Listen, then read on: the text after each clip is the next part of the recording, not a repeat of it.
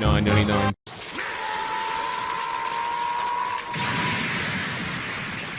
Prepare to join this filthy orb in oblivion!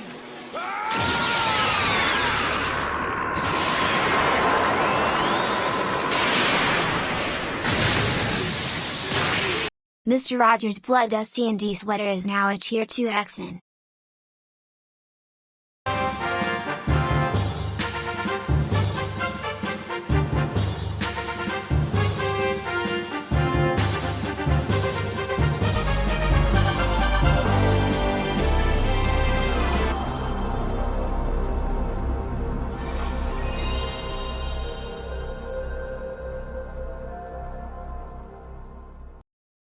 Welcome back, Abyssian07 used Twitch Prime.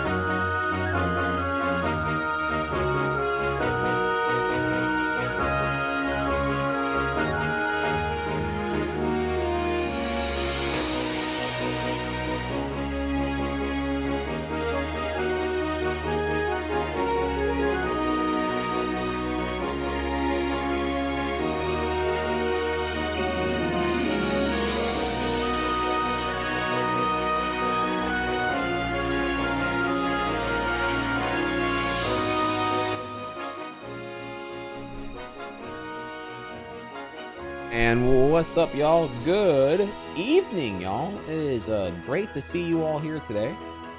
Let me just take a second here and adjust the volume accordingly here, and let's get all up in this piece. All up in this piece. All right, so evening, bitches. That's a Chappelle reference for those. Oh, okay. No, we're still gonna go here, huh? Okay. Let's go ahead and nuke that real quick here. That should fix that. Hey, what's up? Okay, let's. I'm sorry, my scene swapper is still going crazy here. Okay. But yeah. What's up?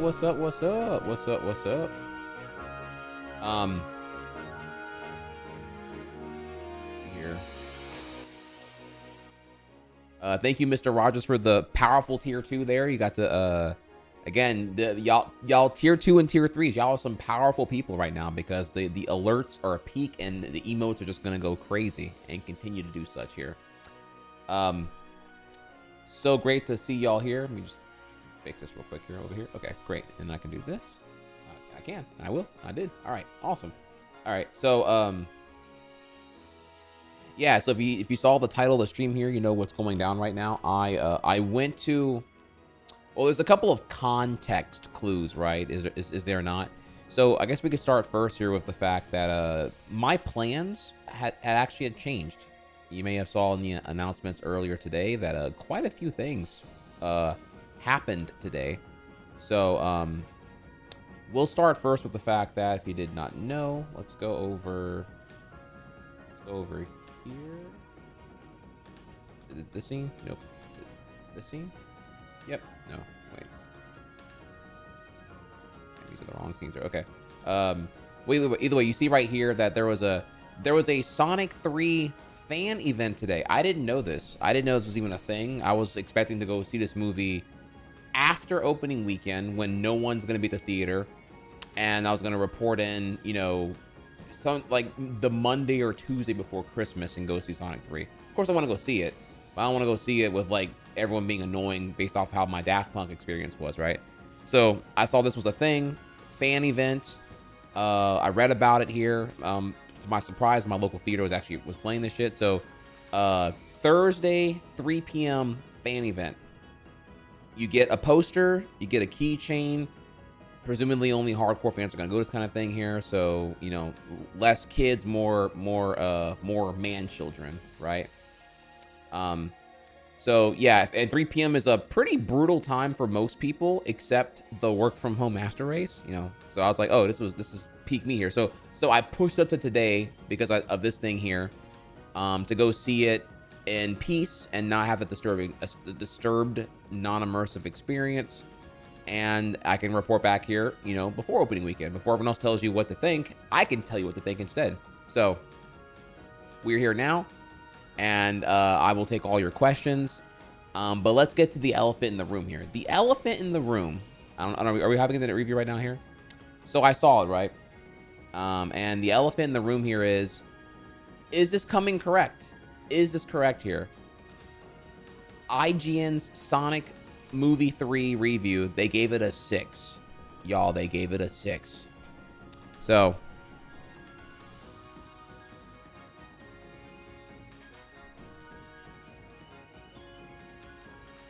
well, first let me say here, go back with me real quick.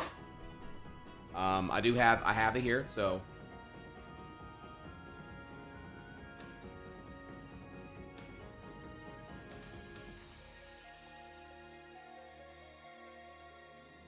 and they let me pick the pin. So I got I was able to pull the shadow pin.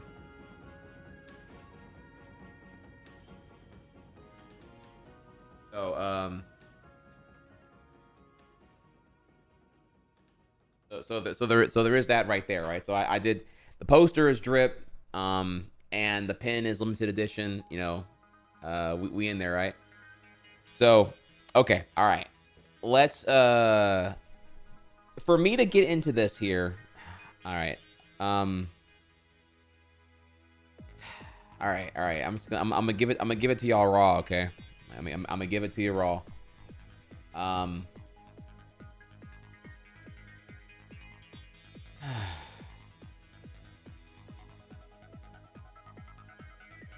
I hate to say it, chat. The 6 out of 10 is correct. I don't know how to better like say it here. The 6 out of 10 is correct. It is mid. It is mid. I have a lot of problems with it, and believe it or not, most of my problems are not going to be the sweaty ones. They're not the ones where they got the lore inaccurate or every change made from the Adventure 2 plot pisses me off.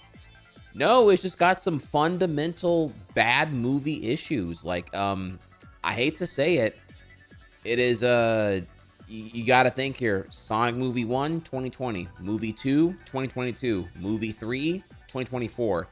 That is blisteringly fast for a...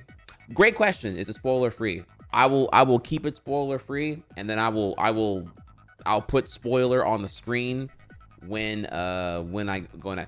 The good news is I don't need to go into spoiler to shit on it, so you don't have to even worry. There's not even... That's actually a bad thing here. That means that what I'm mad about is like a fundamental like bad writing and just bad movie making thing, and it's not even like a plot specific point that like irks me. It's just it's mid. It was not made with particular attention to care, and I will explain why in a second here. So let's go ahead and I'm gonna make a spoiler thing here. When this pops up on screen, that is when I'm doing spoilers. So, if, you know, just for you. One sec.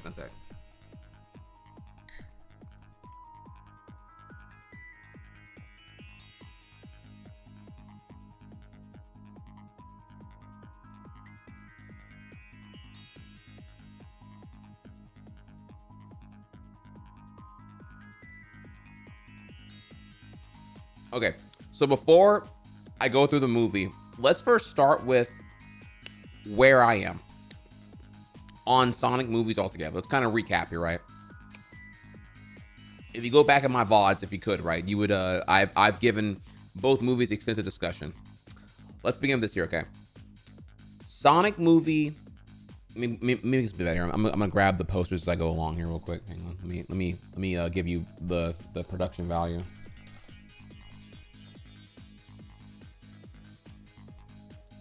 One second.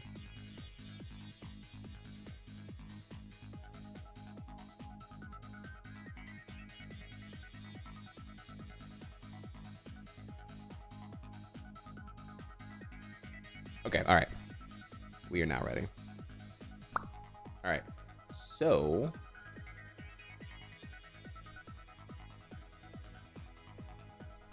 this is not the wrong. There we go. Okay. I'm gonna answer your questions, Stonian, in a second here. Just let me first, before you value my opinion, let me tell you where I'm coming from. That way, you better understand when I dump on my opinion. Okay. So, Sonic Movie 1 in 2020 comes out, and I had pretty low expectations because it was a CGI hybrid that included a bunch of humans that I don't really give a shit about. So the movie's going to spend a bunch of time building up the humans, but also, you know, having non-CG elements is cheaper ultimately. So the movie's dramatically less expensive, dramatically less intense during post-production, by the virtue of just having, you know, Sonic be in the movie ideally half as often as needed compared to it being a, you know, starring a CG element, right? So, you know, the problem I fear here is that, okay, I'm not going to care about the humans that are involved, like Tom and his girlfriend, then girlfriend, eventually wife. So, I don't know, right? And, but I was shocked when the movie came out right before COVID. It was the last movie I saw before COVID happened. So it would have been my last movie I ever saw if it was Ripperinos to COVID. I saw it in theaters, and it is a numbingly simple movie. Sonic's a foreign person in this human world and doesn't really fit in, doesn't know what his purpose is and all the other shit here. And it eventually makes a family in the new world and befriends the humans and feels like his new home now is where he is. He doesn't know much about his past world. where the mysterious motherly owl is like an original character that's brought into to like kind of just create an origin story for Sonic and whatnot. Um, so it's really it's a movie that kind of goes pretty slow to really let you stay in Sonic's head. Sonic is confused, looking for a purpose, and looking for fulfillment, and a void of like not belonging where he is. He doesn't really fit in this world, being so fast and whatever else here. It's a simple film. It's a very, very simple film. It's also, though, you know, it's a Sonic Movie 1 is a film that is I think playing it pretty safe in the context that we're not really going to tap into the Sonic lore. We're using an iconic, prolific IP like Sonic. We're going to use he's a proven cool character who's like, you know, been marketed to hell and back for decades now, and will definitely appeal to children and the existing audience alike.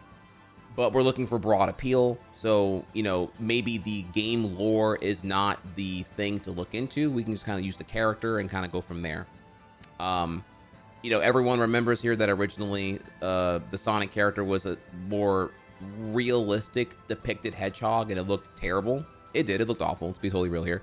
And they spent an additional, allegedly, an additional $5 million to reanimate everything with like this overhauled appearance of Sonic that resembles actually what people would want to look like. And because it was originally going to come out November, Thanksgiving of 2019, but got delayed 4 months and pushed up to Valentine's Day, I believe, 2020, right before COVID. Yeah, 5 million sounds like doubt, especially with like, you know, probably included some crunch, but allegedly there was no crunch, and allegedly it was $5 million. So, you know, take that and go with that there. And so in the end, I didn't hate Sonic Movie 1, but it did feel like a movie that was scared to embrace the lore of Sonic. To give you a scale of where I would put it, Sonic Movie 1 is definitely nowhere near as good as Detective Pikachu. If we're going to compare strictly to other video game adaptation movies, Detective Pikachu was way less scared to embrace the Pokemon-ness of Pokemon, and Sonic Movie is very terrified of embracing Sonic lore to the point of it being like a relevant factor in the plot of the movie, which is fine. Again, it's a very simple movie, but it's more like a character study on understanding Sonic. And with that, that's okay. That's good enough, right? So, I'll take a precautionary tale over, say, what's the word here? Over a movie that just like doesn't know what to do with the lore. You know, I'd rather it be this like precautionary minimal lore thing than attempt to swing for the fences when maybe you don't have the right people involved, the right producers or the right consultants to kind of figure out here. If you're not confident using the lore, then okay, don't use the lore then, right?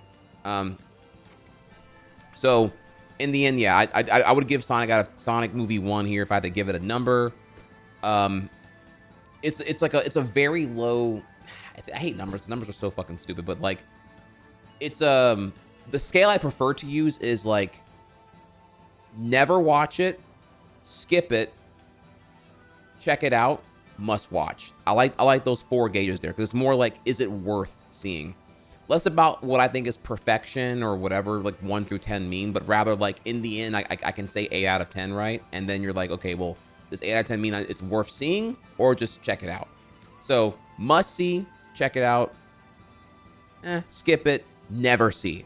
Like that's kind of, I like that's a bit more there. So I put it in like the, you know, check it out. You know, it's passive. You don't have to go see it really.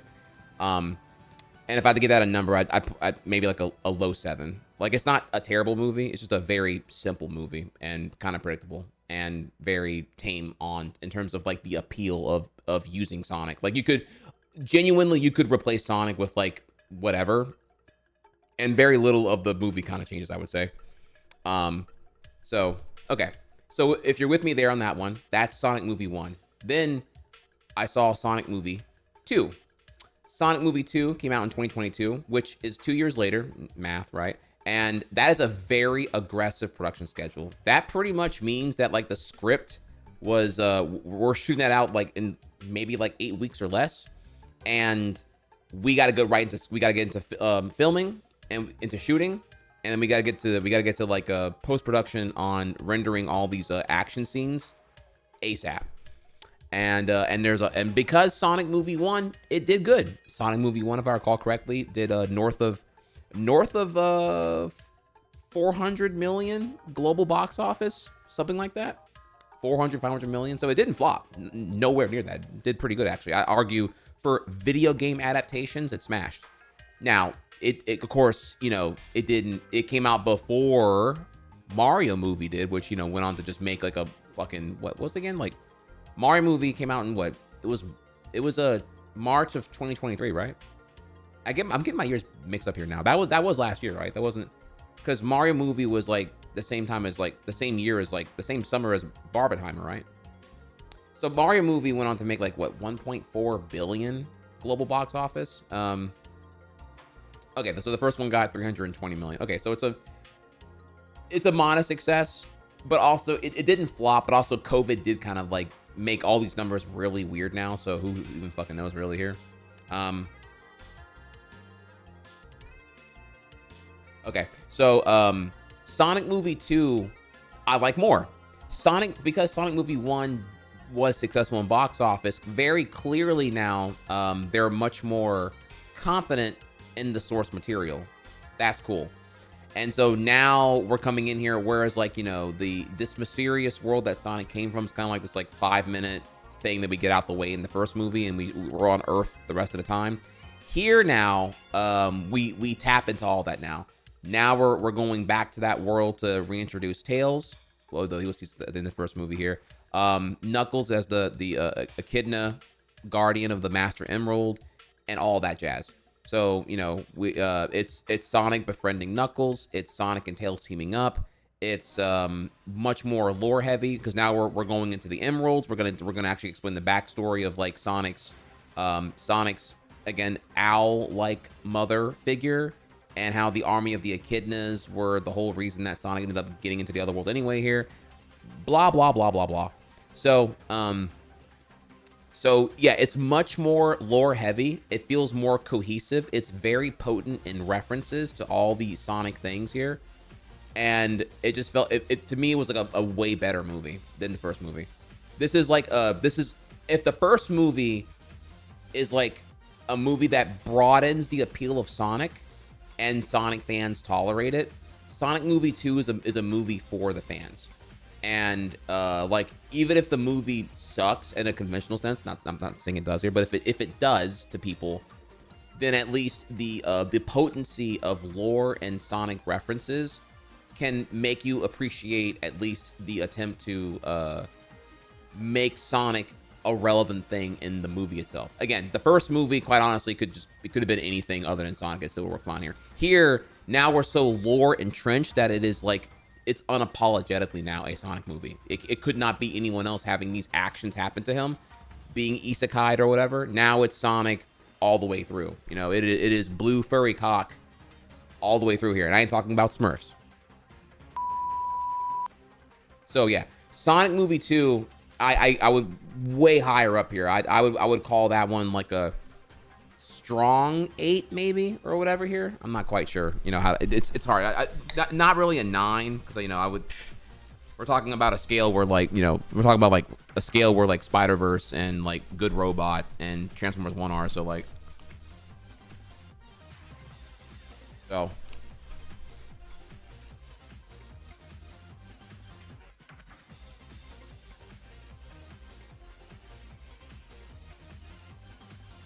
okay. So that's where I am. Okay, that's so Sonic Movie 1 is a painfully simple story that is afraid of the Sonic lore. Sonic Movie 2, from the success of Movie 1, comes in here and goes for the fences.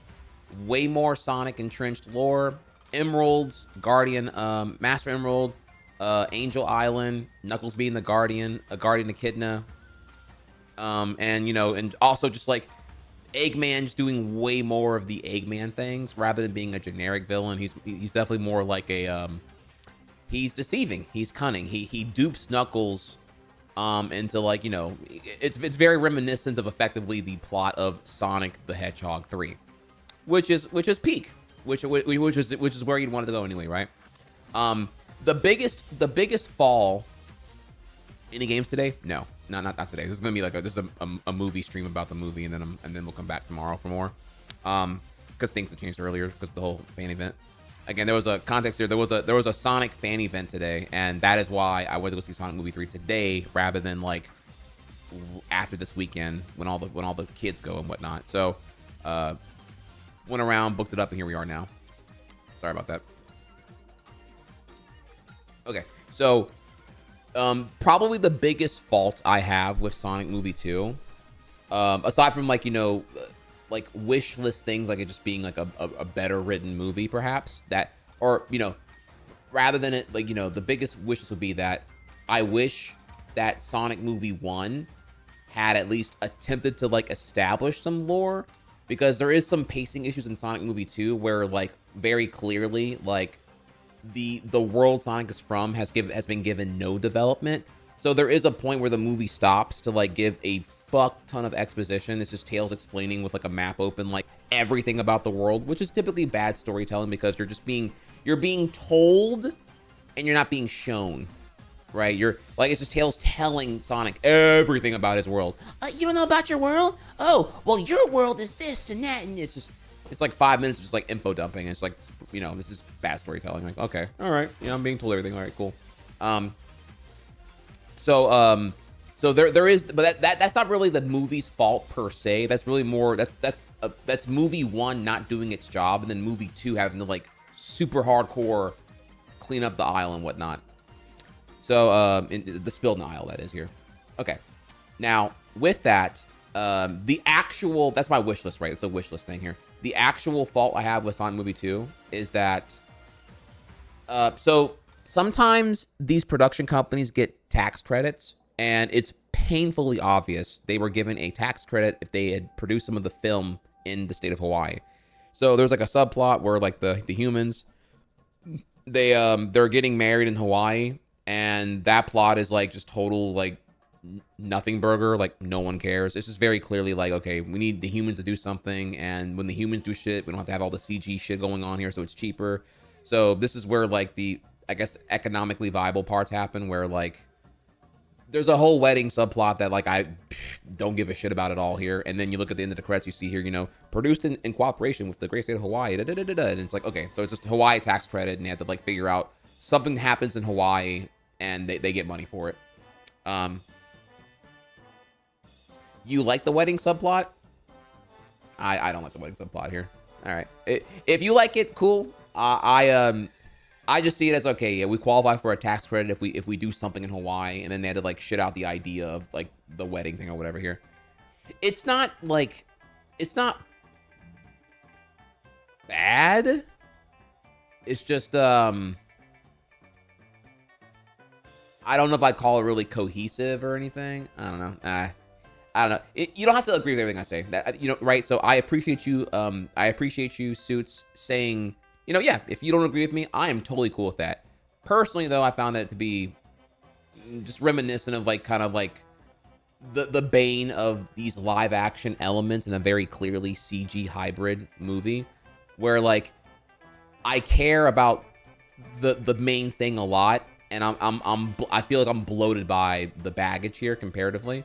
If you want to call it the Sonic X problem, if you want to call it the Michael Bay Transformers problem, I don't know what to call it here. Just like I don't, it's nowhere near as bad as like '07 Transformers and the sequels after that. But it's just I think it's more because like Sonic Movie 2 is so peak that what doesn't work stands out really bad to me. Like you get so much good shit, and then the wedding subplot is like where we are with it here. So, well, you know, hey, look, you know, yeah, look, tell me more. Tell me, I'm open to hearing y'all like the wedding. I found the wedding to be the weakest part of the movie by far, and when you learn the wedding is the tax credit, the tax credit, it's kind of like, okay, well, I guess I don't like it then. Okay, so movie 1, above average at best. Movie 2 is peak. Movie 2 is effectively the plot to Sonic 3, which is peak. Knuckles is done justice. Knuckles with Idris Elba is a brilliant cast. The lore is great. The emeralds come into play now. They're relevant. Supersonic happens, and that's pretty awesome. Tails is useful. Knuckles is really a nemesis. Eggman is menacing and intelligent and deceptive. You really believe he's actually a scientist and not just like a goofy whatever here. Love it. Okay, so then we go into now Sonic the Movie 3. Sonic the Movie 3 is effectively the adaptation of Sonic Adventure 2, right? With Shadow the Hedgehog, Jared Robotnik, Maria, Gunn, the Space Ark Colony, sort of, right? There's a lot of things that Adventure 2 throws at Sonic Lordom with its plot. And so for an adaptation, you have a lot that you can work with. And there's a lot. So we're not coming into the Sonic Adventure 2 plot empty-handed. We have quite a few things here now. Now we have, we have the couple. They're doing their thing now. We have now that Sonic's bromance with Tails and Knuckles all choosing to reside now in Earth, or in they're now residents of this world, and they're all part of the one big happy family where dad and mom adopted 3 kids or whatever the fuck now, and they all just hang out and do their shit and whatnot. Eggman was told and defeated at the end of 2, or at least so we think here, and then we go into the thing about 3. Okay, so we're gonna now enter where I'm gonna do spoiler-free discussion, and then when this appears, when I make this appear, that's when we're in spoiler talk, and I'll just keep this on here until we're done, I guess, or whatever. I'll do my best here. So I don't have were there Latinas? Yes, actually. Yes. And Shadow, I shouldn't actually, that's a spoiler. It's a spoiler question. Yes, and Shadow comments on them to a degree. Yes. Why are we skipping the Knuckles show? Okay, great point. We're skipping it because I didn't see it. You're right. Knuckles show I heard was terrible. Not just like mid, like I heard it was actually bad. I hear that like Knuckles is like barely in that show. It's mostly human-driven subplot shit, and yeah, I hear it's not good. If you've seen it, feel free to comment. I'll give you my commentary on. It's very clear there is some minor lore that I am a little bit not savvy on that happens in Sonic Movie 3 from the show, but I would say that's nothing that you really need to know here. My comments on Knuckles show is that like, so they actually have Idris Elba as Knuckles, and even in the show, so they paid big money for that. And I think it was very clear that was probably a bad call because he's a very expensive cast to maintain, I suppose, because he's a AAA star. And Knuckles is barely in the show from what I hear. Like, he's only in like 2 of the 6 episodes for the most part. Like, he barely appears. And I hear the plot's like razor thin because it's too many things cannot be happening to Knuckles because Knuckles is expensive to produce, or expensive to animate and whatnot. So I hear the show looks good. There's no obvious downgrade, but that it's shooting for 1-1 movie production on a show for streaming is probably not the smartest call. Because then you're stuck with like the impossibility of how do I make Knuckles happen if it's expensive to animate Knuckles and have him on screen. So yeah, I have nothing to report there. I heard it was crap. I also don't feel like paying fucking whatever $15 a month for Paramount Plus. Yeah, I'm good there. If I, and then I hear it's bad, so I'm not even gonna. It's not even worth pirating anyway. So like, whatever. Okay. So then from here now we can move on now to Sonic Movie 3. So the trailer looked peak.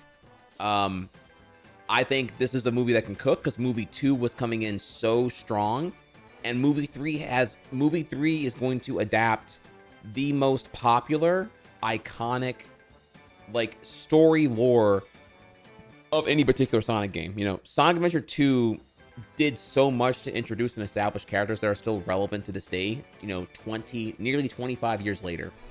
Shadow, Rouge, Gunn, and the remnants of all this shit are still all around and still routinely being exercised throughout Sonic, whether we're talking about IDW comics or even the games relevant to recently now with like the follow-up of Shadow's arc and Shadow the Hedgehog, or even Shadow Generations, which came out literally like 2 months ago or last month or whatever. So what are the problems fundamentally in Sonic Movie 3? Now bear with me here because I don't have this all written down right now, forgive me. The problems are, so y'all know Sonic Shadow Dark Beginnings, right? The CG the CG animated Giga Peak, right? Let me pull that up real quick here for us. All right, I'm about to give my thoughts here tonight. Just in case y'all don't know what I'm talking about. So there was which I'm gonna highly encourage all of y'all to go see, by the way, if you haven't here. So there was an animated special like 3-episode series called Dark Beginnings that effectively like cleans up the lore from cleans up the lingering lore from the Shadow the Hedgehog game and gives an effective like reintroduction to Shadow the character and why he is how he is and whatnot. And it's fantastic, beautifully animated, fantastically voice acted, and above everything, Ian Flynn is the writer. This is like the GOAT of Sonic writing, as we know here. This is when Sonic comics became peak and remain peak, and it's great. This to me cements here that the potential of Sonic in a storytelling medium is there. The games are up for debate all day here, but Sonic can tell a good story when they care and whatnot. Dark Beginnings, even if you're not a Sonic fan, that's actually would encourage you. If you're not a Sonic fan, this will make you a Sonic fan. It is that good. This is like probably the most interesting character in the whole established lore and canon, and it's told brilliantly and flawlessly here. Like, why is Shadow so edgy? Why is he an edgy ass fucking dude, right? Why is he just like motorcycle riding, vengeance driven, blah blah blah blah blah, right? And this is an excellent justification of that character and that character having those traits. He is cool, and he's also someone who has a very tarnished past and is looking for answers and clarity on how to process those emotions and those traumas. And Dark Beginnings, it's a 15-minute long thing, 3 5-minute episodes all put together. And this is like some of the best Sonic storytelling I have seen. Not even joking. This is probably the best thing I've seen from Sonic storytelling since Sonic Unleashed's opening cinematic. Like, it is just, I don't know what to compare it to. Whatever you think is peak for Sonic, storytelling wise, this is that. And I think the problem here is when you have this to look at, it just makes it so obvious comparatively in Sonic Movie 3 where things are just not working. Okay? So let's stop here real quick and let's go back to the movie then. So the problems with Sonic Movie 3 are, quite honestly here, and this is like, I'm going to reveal traits of the movie, but I'm not going to give, like, I'm still not doing spoilers yet here. So I might poke a thing or two because I'm kind of trying to explain why I'm defending the 6, actually. I'm defending the 6. The 6 is an accurate rating here. In order to make sense of Shadow being this vengeance-driven, angsty, edgy person who's perpetually just like a downer, right? You need to like show the happenings. And I would argue here that what falls apart is that you don't feel any of that. You're not gonna really feel for Shadow. You're not even really gonna understand why Shadow is such a dick because they don't really show any of that stuff here. You would think, given what's going to happen here, that perhaps you would do maybe more like a Spider-Verse 2 situation where we really got to like set up Shadow stuff here and spend like 25 minutes like on Shadow. You really got to build up here the isolation, Maria's frail conditioning, the fact that the only real connection Shadow ever has is with Maria, and then that's taken away from him beyond his control and power, and all he's left with is just like the memories of the one thing that gave him like somewhat of a purpose in life, because he's ultimately a bioweapon that, you know, has no agency in his existence effectively. So you would think these things are going to be really important to do. It is done, but it's not done, I'd argue, in the right order, and I'd argue it's not done like good at all, quite honestly. So you'll see, like, whenever it's like, imagine, I don't know how to put this here. In the movie, you Shadow is a dick, as he's supposed to be, but you never get exposed to why until like almost the final 20 minutes of the movie. And so it's just kind of like this like really irrational, like, okay, bro, you're antisocial, but you're not really explaining why. So like, which again is weird because I'll put this here. The Maria segments aren't done well, in my opinion. And how they tell that story with the whole Ark saga, there's things that are changed to, I guess, to be more cohesive with like the movie universe stuff that just doesn't really work well. Again, I felt nothing when the Maria thing happens. Like, genuinely, you're gonna see, it's gonna make you pretty mad, actually, and not from like a nerdy Sonic perspective. It's just like the scene doesn't really. They're trying to get it out of you, but it doesn't really work. Hey, talk to me.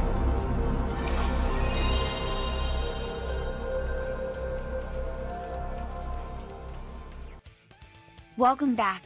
The Ogre from Shrek used Twitch Prime. Merry Christmas, Trihex in chat. Wow, a whole week early here. God damn. Thank you, Ogre. I didn't know I ordered that one overnight. Bless up, bro. Thank you for the Prime stuff. Thank you for the 81 months.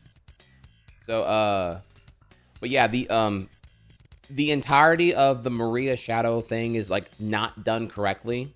And let me explain without going, again, I'm trying to keep it spoiler free, because I'll just tell you what my problems are specifically when we go into spoilers here. But to give you an idea, you would figure if you're gonna do the Adventure 2 plot, we need to be with Shadow a lot. We really gotta have like Shadow with his like inner monologues and really hear his point of view on how real, like, whether you want to call it an amnesia effect or just like, you gotta be with him a lot, because he's a character of like torturous solitude.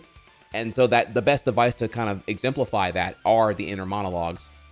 Sadly, the problem here is, like, if I'm being honest, I'd argue that like Shadow is screen time is like very, very little here. Like, I get the movie's technically titled Sonic the Hedgehog 3, but man, you will barely see Shadow, and I'd argue that's kind of to the detriment here. They want to pull the emotional strings with Shadow's like arc, but it's not given really a chance to develop at all. Things just happen, but you're not really spending time with what builds up those things, I would say. Almost like you're being told that him and Maria were like close BFFs, but not really to the extent that it's going to make it work if you're going to have like a tragic death happen and blah blah blah blah blah. So okay, so then with that, this is a movie that leans more into the whole Jim Carrey thing here. There's a lot of screen time dedicated to the antics of Jim Carrey's improv as Robotnik and Gerald Robotnik, and like a lot. I'd argue you probably see Jim Carrey more in this movie than anyone else, like by far. It's like Jim Carrey as Robotnik and Gerald Robotnik, and then a distant third is Sonic, and then a very distant fourth is in Shadow. Like, it's just like and that's a bit problematic, I would say, when you're doing the Adventure 2 plot that does call for a lot of building on Shadow, and does need, I would say, a fair amount of development on like Gunn's role and all this happening here. Because who is Shadow mad at? Shadow's mad at Gunn.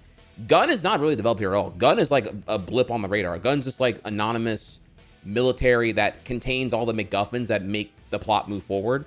but you don't really get much about like Gunn's role. There's no Rouge the Bat here. Sorry, that's spoiler. I think people are new by now. That was a trailer thing. There's no Rouge the Bat here, so there's no double agent. There's no like Sonic thing connecting Gunn to really anyone other than just Shadow specifically here. That is it's really undercooked here. So there's that, and I have way more here. So there's that, and then also, man, I'm a hater, y'all. I'm gonna have to keep it a buck here. I tucked my dick in. Pause. When Mario movie came out, and when Incredibles 2 came out, because I was scared about getting ratioed endlessly, about bringing up how these movies are okay to me at best. Mario movie is okay to me. Incredibles 2 it's okay. It's a distant flounder from Incredibles 1 for me. If you disagree, totally fine. I'm happy to hear your take on it as well here. But for me, those are takes I was scared to admit at release, and now that we're further out now, I feel like people now Incredibles 2 being mid or subpar compared to the peak of Incredibles 1 is.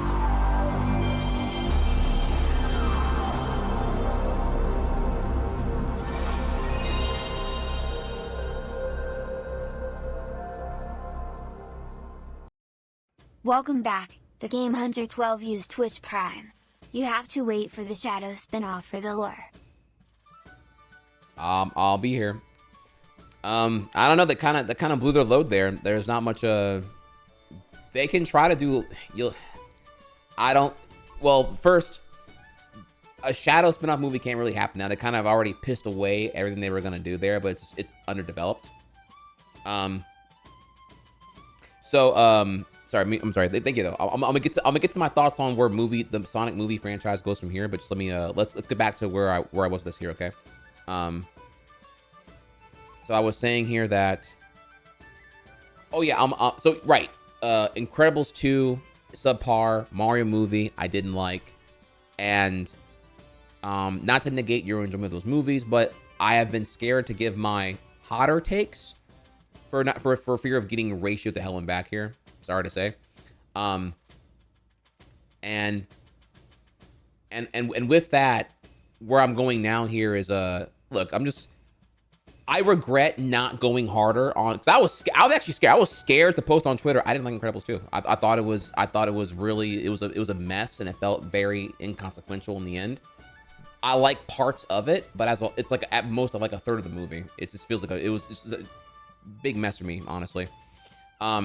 Which is unfortunate because I'm a huge Brad Bird fan, so I feel really sad about that too. Like I want to like it, but it's just such a mixed bag for me at best. So I come here today stronger and more confident in my gut feeling now that it's less terrifying to say that I didn't like Incredibles 2, because now other people are admitting that too now in the online discourse. So listen, Sonic Movie 3 is mid, and not only that, but maybe a nuclear take here. Keanu Reeves as Shadow, horrible. Very, very, very bad cast there. It does not work at all, dog. Like what you hear in the trailer are like the best like throwaway grunt lines. I never once believed it was Shadow. It just sounds like Keanu Reeves reading off Shadow script here. Like Dark Beginnings, the current VA for Shadow is so immersive. It's too much like Keanu, and it's like not even close. Like I just hear Keanu reading the lines, and maybe he didn't differentiate it enough. But yeah, it's just like even these like basic fundamentals are just not working for me here. Because we've watched Dark Beginnings, and because we've played Shadow Generations here, you're just getting it's so much more immersive, cohesive, and better. Keanu VAing is just distracting, and it never got better from here. So it doesn't work at all. Also, again, it's not just his voice is bad; it's that the delivery. He's trying to do a edgy, gruff Keanu, and I don't know how to put it here, y'all. It doesn't work. You'll have to, if you go see it, I promise you, if you go see it, and then come report back to me. You're gonna be like, damn, bro, yeah, it doesn't work, dude. It just does not work. It doesn't work. It's more like Keanu wasn't given any of the previous material of how Shadow sounds, and he's just going with what he guesses would be how he wants Shadow to sound. And so it doesn't sound like Shadow. That's what it won't bother you if you've never heard Shadow speak. But if you are familiar with, especially if you play Shadow Generations here, you know how Shadow sounds. And I can tolerate a Keanu twist on it, but his reading speed, it doesn't equate to how, like, it's even slower than how Shadow sounds in all the things here. Like, it's really like, oh, you don't like that. Oh, yeah, y'all are a colorful bunch. I don't know. There's something going. A second watch, I can pinpoint it further here, but whatever he's trying to cook there, it's not working at all here. So it's just not there at all. A link here for you. Here you go. So yeah. So the Keanu VA as Shadow doesn't work. Shadow is like, I'm gonna be real here, like barely in the movie. It wouldn't shock me if Shadow is like pushing on maybe like 15 minutes of this like hour and 50-minute movie. It's not there's not a lot there. I could call cap on that one, but like, again, you're never really. Let me put it to you this way, right? Think about how Star Wars Episode 4: New Hope. Then you have brain fart here. What's the fifth one again? I always get these two mixed up here. Fifth and sixth one. Revenge of the Jedi and Return of the Jedi, or what? Fuck. Empire Strikes Back and Revenge of the Jedi, right? So the third one, or sorry, the episode 6. Okay, Return of the Jedi, whatever the sixth one is, right? Notice how that film, the structure of that one is that there are what is it? 4 ongoing subplots, right? Like things have continually built up and escalated from 4 to 5 to 6. 5 has some subplots. 4 is a pretty straightforward story. 6 is like 4 ongoing subplots, if I recall correctly here. Sonic Movie 3 is a painfully simple story. It's very linear, and that is a problem here because like you're pretty much you're with Sonic and Robotnik for the most part, right? And I get that, Jim Carrey, I get that Sonic, the movie's called Sonic here, but like you're almost never exclusively with Shadow when Shadow's being Shadow.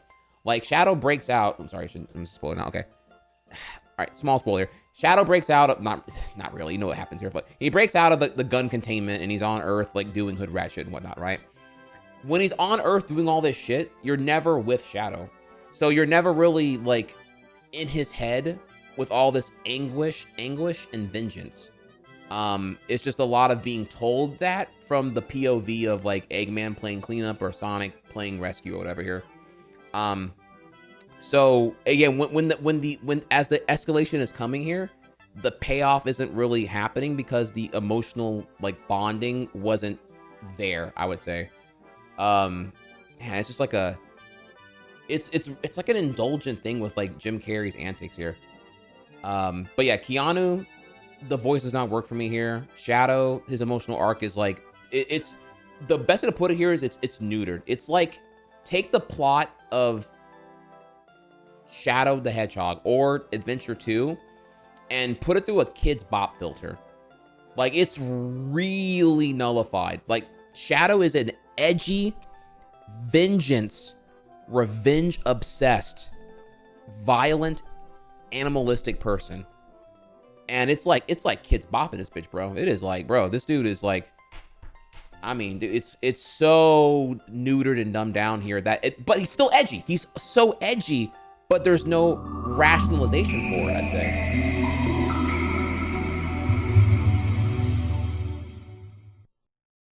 Buffalo Chicken is back with 84 months. Thank you, Buffalo Chicken. Appreciate you. Let me fix this. That scene appear does not have what I need here.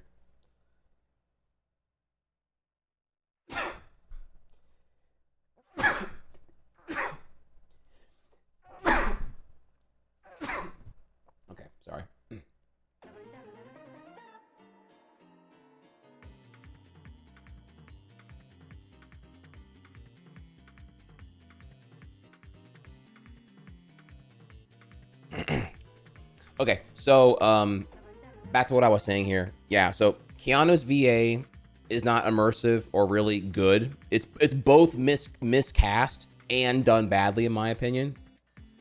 The edginess of Shadow is totally like nerfed and kids bopified, both due to the exclusion of key components to the canon and lore of Shadow himself. Again, more on that during spoilers. In terms of like the structure of the plot itself here, there is a lack of subplots given how many things are in this movie. And what I mean by that is, like I said before here, if Return of the Jedi has like, 4 ongoing things here, then perhaps what again, think about the plot to Adventure 2 here, right? You literally have Team Sonic or Team Hero and Team Dark, and then you have all those things collide into the last story. And comparatively here, because there is no Rouge, there's no double agent that connects Gunn, because Gunn's not developed. Gunn is just like an anonymous like blob of government function that just delivers the MacGuffins both to Shadow and Sonic whenever relevant and needed here. Again, more on that during spoilers here. I don't want to spoil that as well here.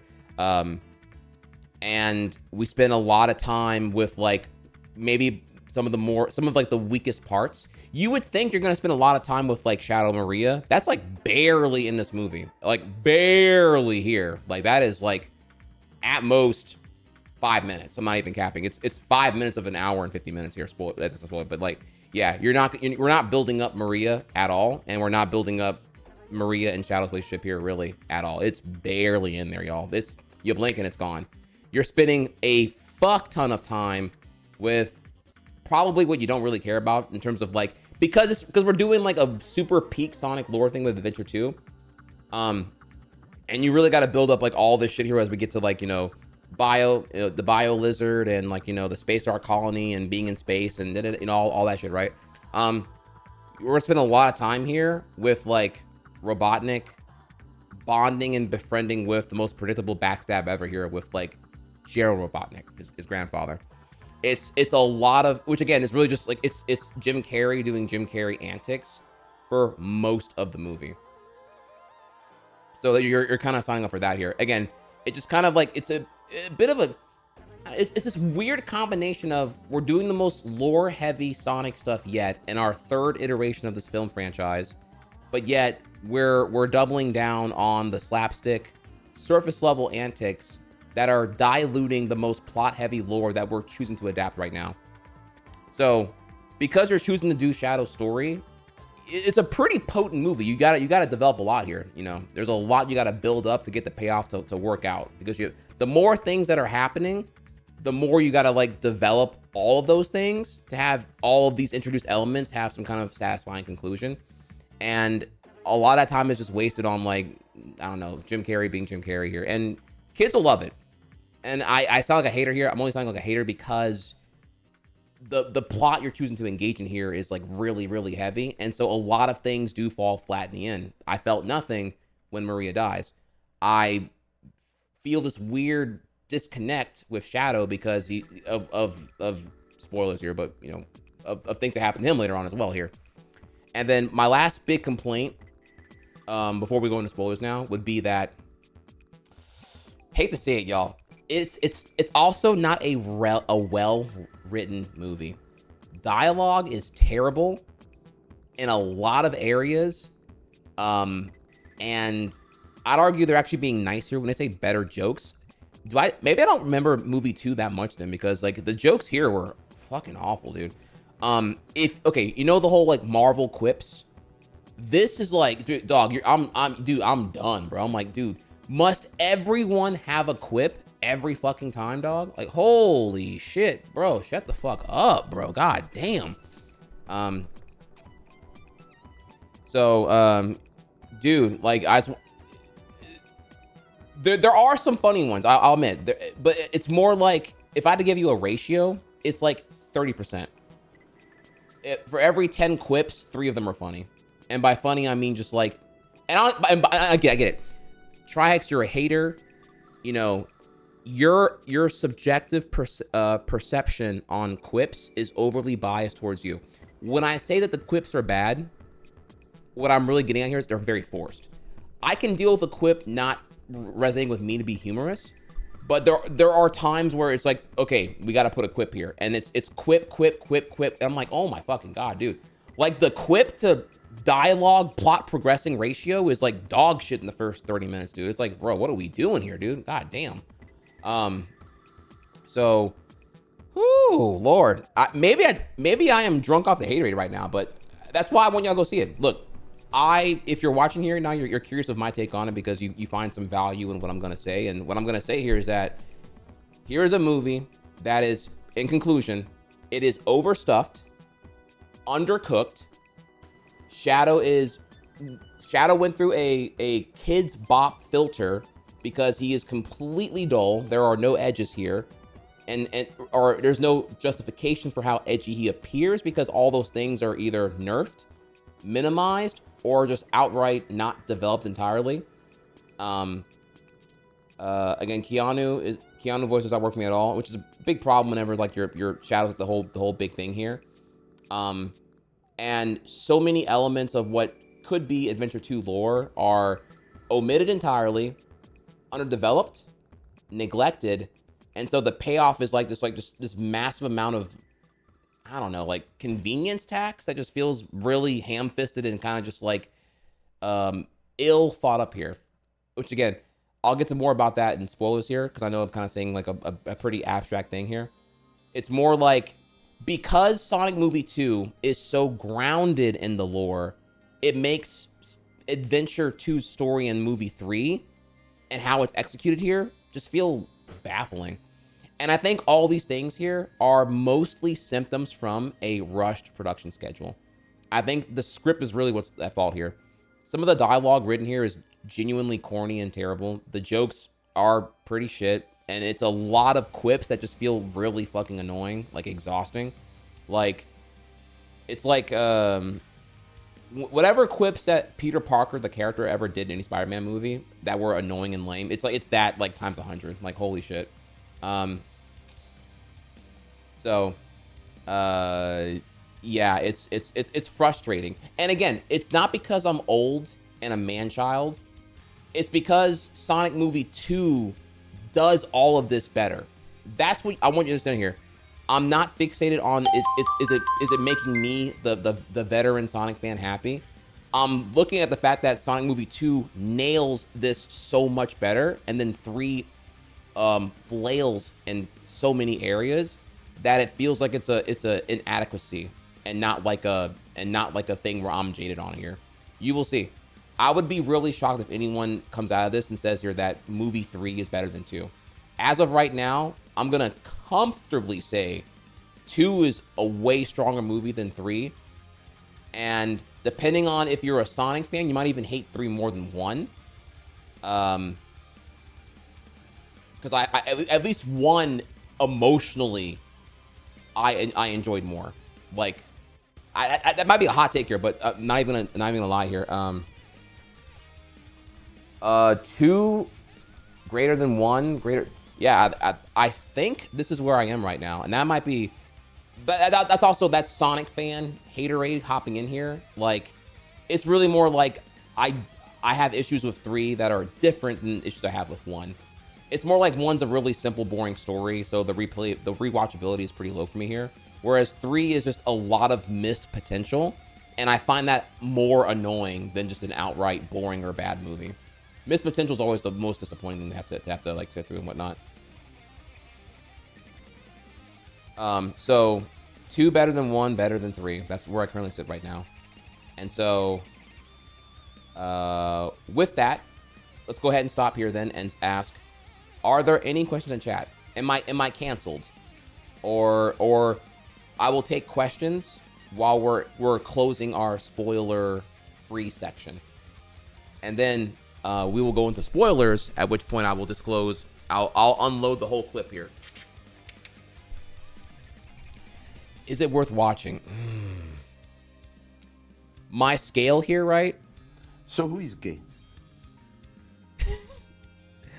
The answer is Sonic. Sonic is gay. Sonic is in love with Tom.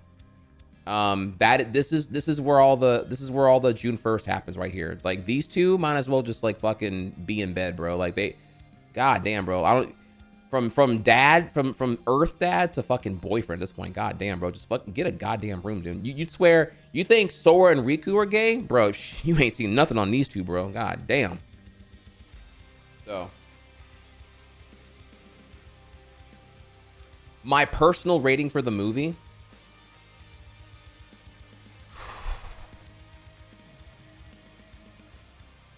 Six.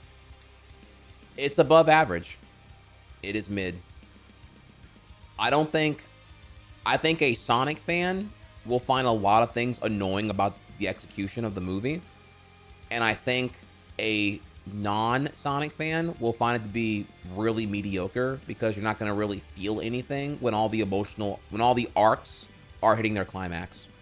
When it's Shadow, you know, doing stuff on the space colony, when it's Sonic stopping the arc laser. That's not a spoiler. That's Adventure 2 plot shit here. Stopping the laser. Like, you're supposed to feel things, and you're going to feel, like, nothing, really. How many Latinas in the movie? Three. Three, and Shadow does comment on one of them, yes. There is a post-credit scene. I can talk about that if you want me to, but it'll be in spoilers. Who would you have wanted as Shadow VA? Someone who actually studies how Shadow's voice and characteristics are in the games and whatnot. Keanu very clearly does not know how Shadow speaks and tried to do his own thing, but it feels like Keanu trying to do Batman trapped in Shadow. I don't know. It doesn't work. Whenever I come off really scathing right now, I want you to be like, okay, look, if you think I'm being too brutal, then go see it. Go see it and tell me what you think here. I double dog. Or did anyone here go see it?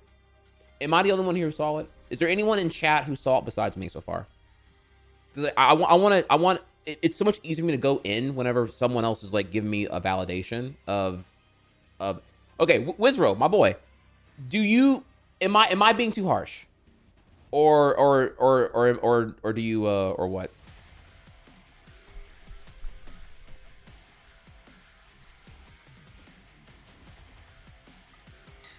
Keep in mind, I want to like it.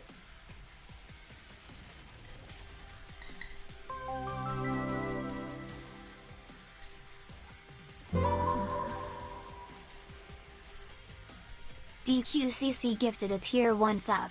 Try doting this Wiz Rogue. Our boy, congrats on was it third place at Platform Gamers?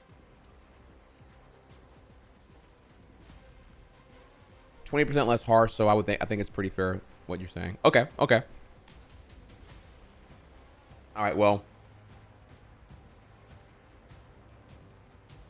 With that, then let's go ahead and get into it then. Let's just unload the clip then. All right, y'all. So we're gonna go into spoilers now. When this goes away, the spoilers thing, that's when I'm done talking about spoilers. Okay, so if you're here, mute me right now, and then I'll try to keep spoilers here. Let's just put a timer here. I'll put a timer, and if I go over on timer, then I'll whatever here. So let's do 10 minutes. All right. I'm gonna give myself a 10 here real quick.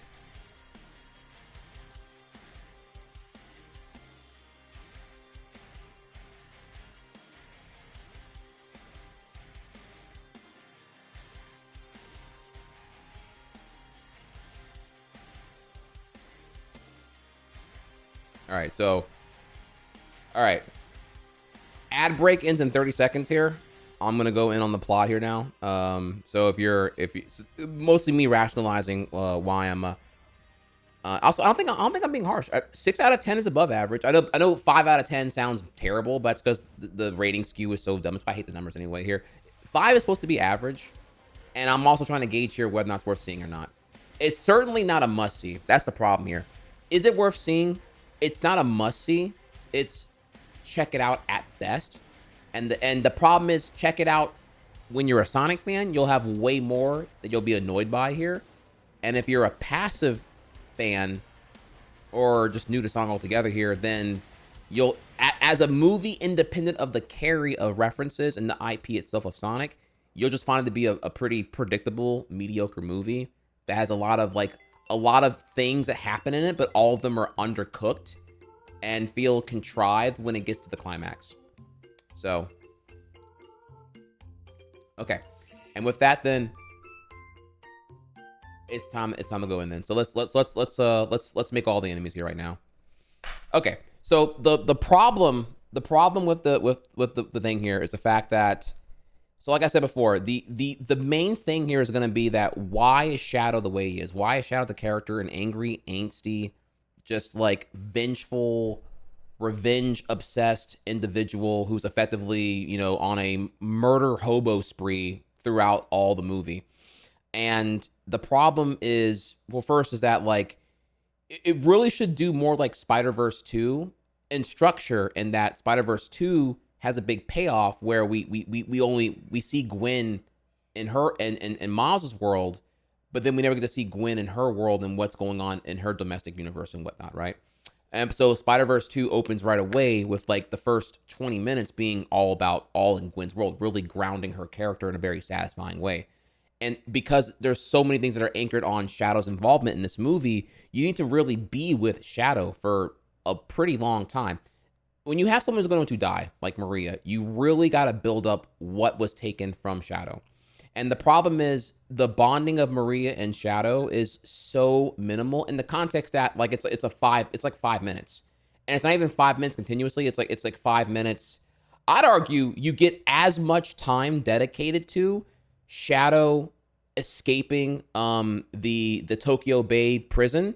That's given as much time as the flashback when Shadow is doing the whole Maria bonding thing. Like the Maria bonding should be like, to me, much more reminiscent of Dark Beginnings. You're with them for a very long time, so when she is taken away, it hits, because you're able to connect all the more to how Shadow currently feels when the one thing he had that made him feel human or belonging in the sterile isolation of the art colony is taken from him in a very traumatic, terrible way, because Gunn, you know, the military comes in and fucking the guns are down and whatnot, right?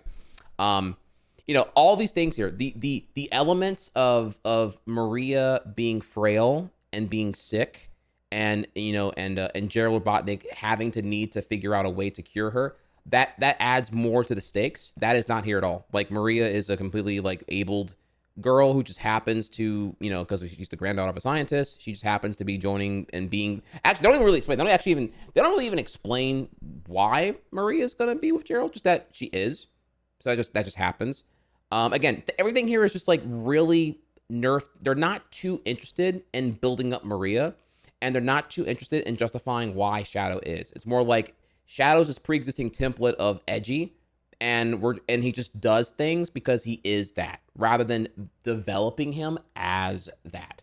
So yeah, Maria's given comically little development, and the why, like the whole like Gunn backstabbing Gerald Robotnik, holding him hostage, holding him captive, Black Doom, none of that shit is here. It's a very simple thing. You don't have to have all those elements in there, but if you're gonna reduce the things that make the plot work, then you kind of want to like, you can't both reduce the amount of ingredients and still cook it at the same degree. You have less to work with, so you have to like really build it up more here.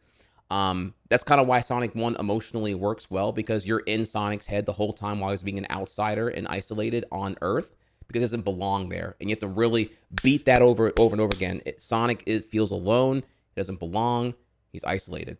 And here it's just like it's a blip on the radar and off we go. It's the amount of time dedicated to Eggman's or Robotnik's antics is like, with the slapstick, is like, I'm not a hater of Jim Carrey. I'm not a hater of even the live action rendition of Robotnik here. It's more that because you have these really heavy plots that you're introducing here that do need time in the oven, and they're not given that time at all, or even really a chance here.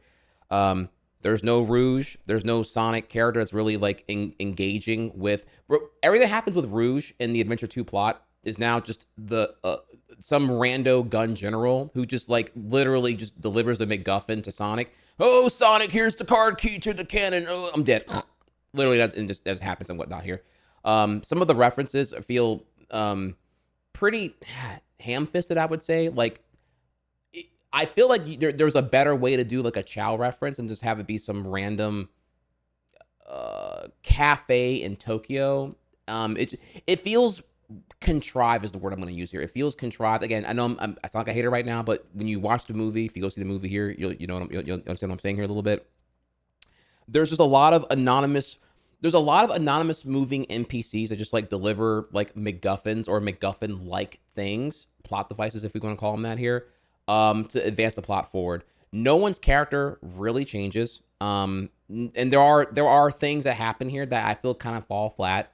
There's this whole like Sonic being a there's this conflict with like Sonic being a team leader and being too abrasive and impulsive that kind of I don't really like it because it's not really an interesting thing to get into. In the end, okay, so now Sonic, Tails, Knuckles they're a team, but Sonic has ego issues and Sonic wants to always like lead and never like organize and delegate tasks to the team. And that's like a thing throughout the movie, but it doesn't really like go anywhere of consequence because nothing really happens. No one really changes.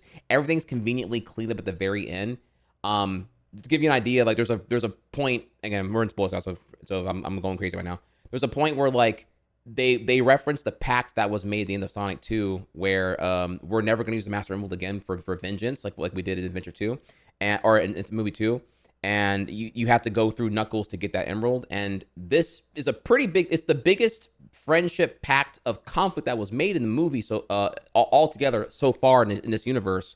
And Sonic violates it. He goes, he dodges Knuckles, goes and does it anyway here. And it's a pretty big violation of trust, and it kind of just gets conveniently resolved at the very end. Like, okay, well, I forgive you. It's like some like bad writing shit here. Okay, well, you did the worst thing you could possibly. You did the worst thing that was introduced as a stake to be violated. Okay, well, I forgive you. Whatever. Okay, whatever. Which again is not a kid movie thing. It's just a bad writing thing. It's just okay. Well, all right, sure. I guess things just happen and they have to happen, and then when they happen, they don't really mean anything. I guess. Let me think here. What else? I'm running out of time on the spoilers right now. So, other spoiler things are like I said. So the Gunn is not really well defined here as being like a brutal rogue government military operation that is like really into Shadow being a bioweapon. They don't really, again, the lore on Shadow is very bare bones here and very minimal. It's really more of just like the hedgehogs doing cool shit and less on like why they're doing the cool shit here. It's just really undercooked in that regard. So you're not gonna really know Maria that well. You're not gonna really know even Shadow that well. You're not gonna see really what life was like on the Ark colony, being in space. She's not ill. So just there's like everything, every detail that makes Shadow why act the way he does is not really given. Either it's not in here at all, or it's like severely underdeveloped to rationalize how much of a vengeful asshole he is throughout the whole movie. So it just feels like he's a tremendous dick, and it's never really explained why. Now they do the whole backstory where Maria tragically dies and whatnot, but even that is still like severely neutered, and it's and with that, it doesn't really give the payoff of like why Shadow is how he is because it's so softened. Which I can get into if I had more time here, but I'm just gonna say it doesn't hit. I argue it hits a lot harder and better in the game. Sorry to say here, both as like a writing thing and also quite honestly, even in like how it's handled in Dark Beginnings here is also tremendously better. Again here, it's because the writing just sucks. This script was very clearly rushed, and it shows here with like corny dialogue, bad jokes, and over reliance on quips. And a lot of really important details that just feel like they were not really bothered with like figuring out how to fix them. For the Sonic fans, lore-wise, there's some questionable things here as well, like how the emeralds work and how super forms work and whether or not Sonic can breathe in space, or really even how space works altogether when it comes to like Eggman being on the colony and then almost dying and then dying or whatever here. So There, I'm promise you, even if you let the fantastical elements slide, I mean, like, there's some just like really like, it felt again like they forgot about certain things and just feels like bad writing. It's okay. Oh, okay, because like, and by that, if I can clarify that here, because Shadow is the ultimate life form, it makes sense why he can breathe in space. And I let Sonic slide because Sonic's super form, it probably has some kind of like space Frieza like privilege or whatever here. But there's going to be a point where just Sonic can breathe in space, and we don't really talk about it much here at all. And it just feels like it's not really like a clarified. And by that I mean like just it doesn't need to be clarified. More that it's just negligent in a way. So okay, well there you go. There's me shitting on that all the way through here. So okay. Any questions before I turn the spoilers off here? I will now take questions here. I know I just kind of went crazy on I just gave you, I unloaded here with what I could remember off top here. If I had a second to make the list a little bit better here. Do you need to watch 1 and 2 before 3? No.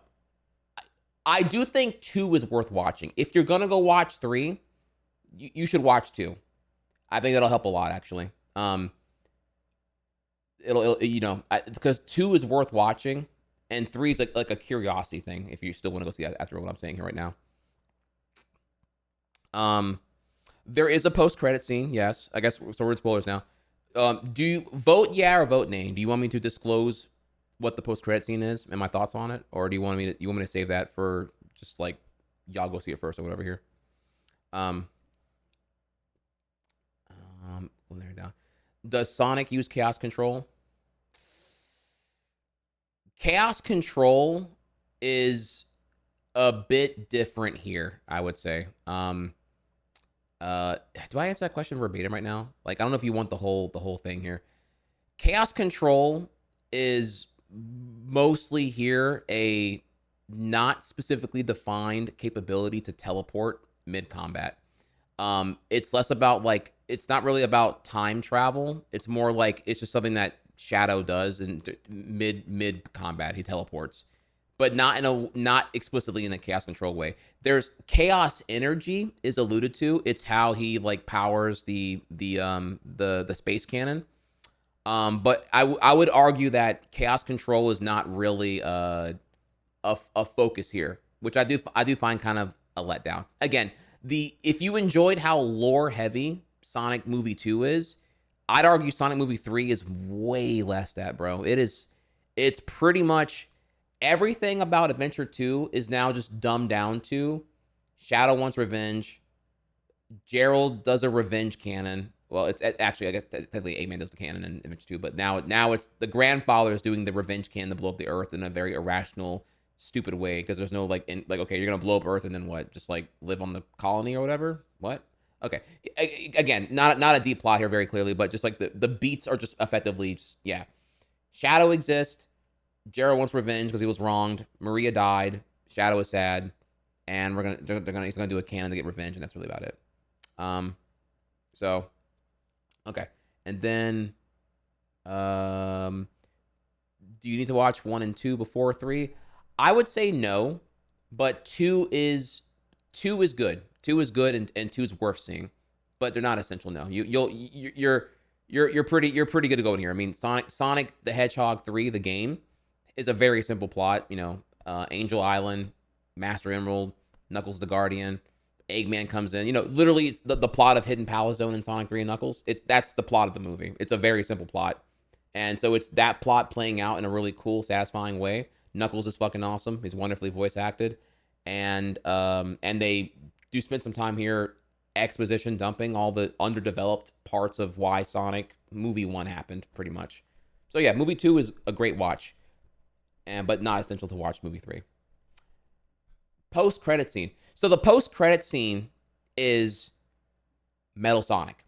Metal Sonic is attacking Sonic, after he's like, he's just doing a nonchalant race in the woods and whatnot. Metal Sonic appears and has a cannon on his arm and tries to kill Sonic. Sonic, of course, outsmarts him, outspeeds him, and ultimately takes it down.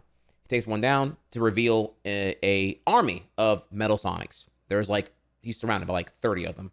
And then out of nowhere, a mysterious figure in a cloak and hood comes out and wields this mysterious hammer and smashes all of them up and whatnot.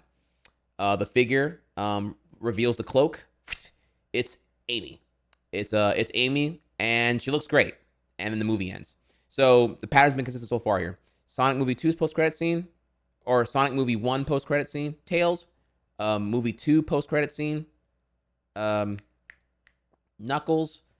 In post-credit 3, Shadow. And now, sorry. Wow, brain fart. Whoa, I'm dumb. Movie 1, Tails. Movie 2, Shadow. And movie 3 is Amy. Yes. So, which is very expected here because obviously so far it has been a goddamn sausage fest in the Sonic lineage so far here. So some women getting here would be fucking great. So, and yeah, it's Amy.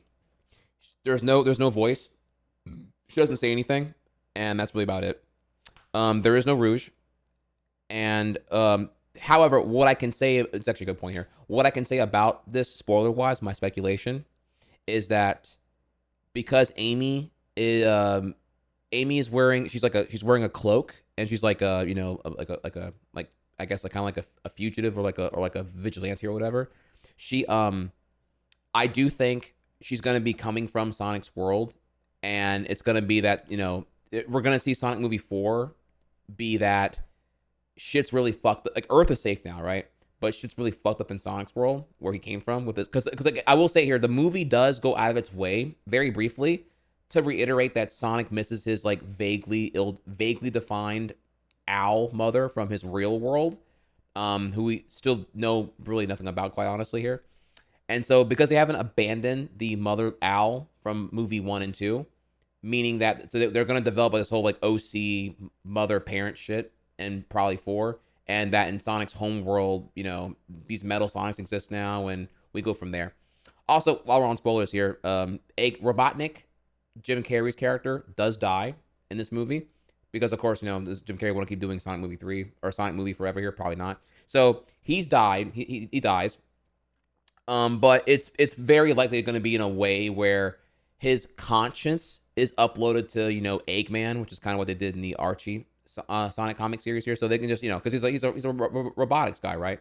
So they're just gonna take his conscience and put it into a robot, and then that'll be the canon excuse to let a recast of Eggman happen here, or it'll make Dr. Robotnik, the human, become Eggman, the cyborg, which is what technically Eggman actually is supposed to be anyway here.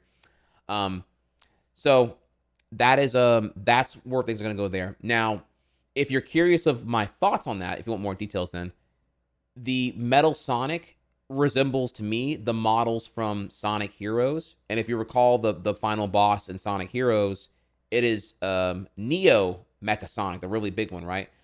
I'm guessing here that we're looking at a situation where they're gonna have Amy be the messenger of chaos, and that, oh my God, are you the Sonic? Are you the legendary warrior that of our world and whatnot? And he's gonna be like, me, a warrior? I'm just good old Sonic. And he's gonna be like, no, the prophet says that you're actually you are the savior of our planet, if you didn't know. And it's gonna be because like she, a hedgehog herself here, is on the other side of the continent or whatever here, and like, oh, actually no, you're a lineage of hedgehogs, and you know it's gonna be like Kung Fu Panda 2 kind of in a way here. And you're the brave warrior, true of heart, and we need you because we have like these fucking metal Sonics going everywhere right now, and I don't know, whatever. We're gonna go with that here, I don't know. But it wasn't one. So I think it's gonna be something, it could probably go in a Kung Fu Panda 2 direction, I would speculate, based off of the fact that Amy is cloaked and then reveals herself as such here. So we will see. That's my hollow speculation though. Which I admit is not the plot I like. I actually was kind of sad. It was really cool when it was one Metal Sonic, right? He beats it, and it reveals a bunch of other ones here. Because when it's one Metal Sonic, remember, Metal Sonic thinks that it is the real Sonic. It's a man versus machine thing. It's a robot that that has Sonic's memories because it's a mechanized duplication of Sonic, but it itself thinks it is Sonic, and there's a great dynamic there of like man versus machine. Can the synthetic outdo the organic? Can the moral limitations of non-machine even attempt to keep up with like robotic sterile perfection? Also, the robot has like a, pseudo sentience in that it thinks it is Sonic. It thinks it is the real Sonic. Sonic thinks it is fake. It thinks it is the real Sonic. There's a powerful plot dynamic that I think can be thoroughly explored, and probably would have been a better idea for movie 3 than going into all this shit. Because this is a lot to tackle in one movie, quite honestly. There's a lot of happenings in Adventure 2's plot to get to kind of that you need to like. You have a lot of characters to introduce, a lot of subplots to micromanage, and to nail. This Adventure 2 to me is like Spider-Verse 2 amounts of plot. And so it needs to be a longer movie to have everything happen, build up, and pay off in a satisfying, conclusive way. But here's a movie that's an hour shorter than that, and it does everything in a ham-fisted, overstuffed, undercooked way, and that's why it's kind of just sour all the way through here. So yeah, I don't know what they're gonna do with it, but yeah, the post-credit scene with the Metal Sonics is already not gonna do the Metal Sonics. We're not even we're not doing Sonic CD. Because the existence of multiple the existence of multiple Metal Sonics already means here that we're not doing we're already past that here. And I also am saddened as a whole here because given this is on pace to outperform Mufasa, I worry this will give Paramount the wrong message here that okay, overstuffing the movie is better is a safer bet than making a well cooked good movie. Because in the end here, it's like, even though I'm mad about how kids bopped Shadow is in this movie, and you'll get what I mean when you go see it here, it could have worked if it spent more time developing the required and necessary things, given what's going to happen later on in the movie. Like the amount of time of doing like the Eggman, the Robotnik and Gerald antics and just not developing Shadow is fucking cringe. And that's why you feel nothing when Maria dies. And you feel nothing when all the arcs are happening here. For example, there's sorry, I'm remembering now. Okay. Because I know we're over time here, but this is like, I feel less insecure about shitting on the movie now. So like there's a point where shocker, Gerald and Robotnik both they get the 2 key cards to activate the space cannon. They need the 2 MacGuffins. They need the 2 key cards. One from Gunn and the other from Sonic because the general gave it to him before he died at the Chow Garden or whatever the fuck here, right? Just whatever. It doesn't even matter. You don't have to even care about that kind of thing. It's all both are horribly told stories anyway here. So they eventually get both, and now they hack the Gunn headquarters in London. And the thing is, when Sonic and them are heading to London, this is like 30-minute thing here. This is like it's a very simple story. There's no real subplots here. It's pretty much just stop Shadow and Gerald to a degree. And it's just a very boring that. There's no Rouge team doing anything. There's no like anything. No one else is doing anything. It's very much just that. And so yeah, that's kind of where I found myself kind of bored when the whole like London infiltration thing was happening here. Just kind of like, oh, okay, whatever. All right. I legit just got back from it, bro. That movie was ass. Well, thank you. Yeah, I agree. That's what I was like. Yeah, the 6 out of 10 is pretty accurate here because there's a lot of issues here, and I'm summarizing my thoughts here as best as I can right now. It's not a good movie, but please, Shadow is cool as fuck. Oh, Shadow is cool as fuck. My issue is not with Shadow. My issue is not even with Shadow. My issue is with Keanu Reeves is not a good VA for Shadow. It never works for me here. I'm never convinced that he is Shadow. It just sounds like Keanu trying to do a bad Batman impression. And we don't get enough time with him either. It's not that what's done here is bad. It's that the result of what's done is bad because what is done is not done enough to emotionally resonate. I feel nothing when Maria dies. I feel nothing when Shadow dies. I feel nothing when Arc Colony is doing things. It all feels convenient and contrived in a way that it didn't feel like such in movie 2 comparatively here. Oh, look, Tech agrees here. Talk about how Sonic can breathe in space with Knuckles and Tails. Oh, and when I say it, you'd swear chat was thinking I was being that guy. But here's Tech agreeing here. Yeah. Again, when it comes to some of the lore, they just kind of get sloppy with it. I think Shadow can breathe in space because Shadow's ultimate life form, and it's very much like Frieza. Frieza's an alien, he can breathe in space. Shadow can breathe in space. Sonic's on the moon and just can casually breathe on the moon, and it's just kind of like. And again, I don't think it's because they are okay. Hedgehogs can now breathe on the moon. I think it's bad writing. It's just lazy writing. The script had to be done very quickly for this movie to be out in 2 years. 2 years ago, movie 2 came out. That means this movie's got to get animated and shot and scripted very aggressively. And so like it just is very clear here that this movie had like a draft and then one pass, and that's it. And it's unfortunate because it's the kind of script that needs time because there's so much going on here to make sure it all works. Things happen, but none of them really work is what I'm getting at here. So yeah. Is the Biolizard there? As a cameo, yes. As a plot thing, no. It's a show that Maria and Shadow watch in the flashback. It's on the TV, but no, they don't. Biolizard being the whole that is not in the movie at all. That is like not a thing at all. The whole like space colony arc is like not a thing here. It's a generic space station that barely like lends itself to the general the torturous anguish that Shadow feels being isolated on that in space, looking over at Earth, wondering what Earth is like.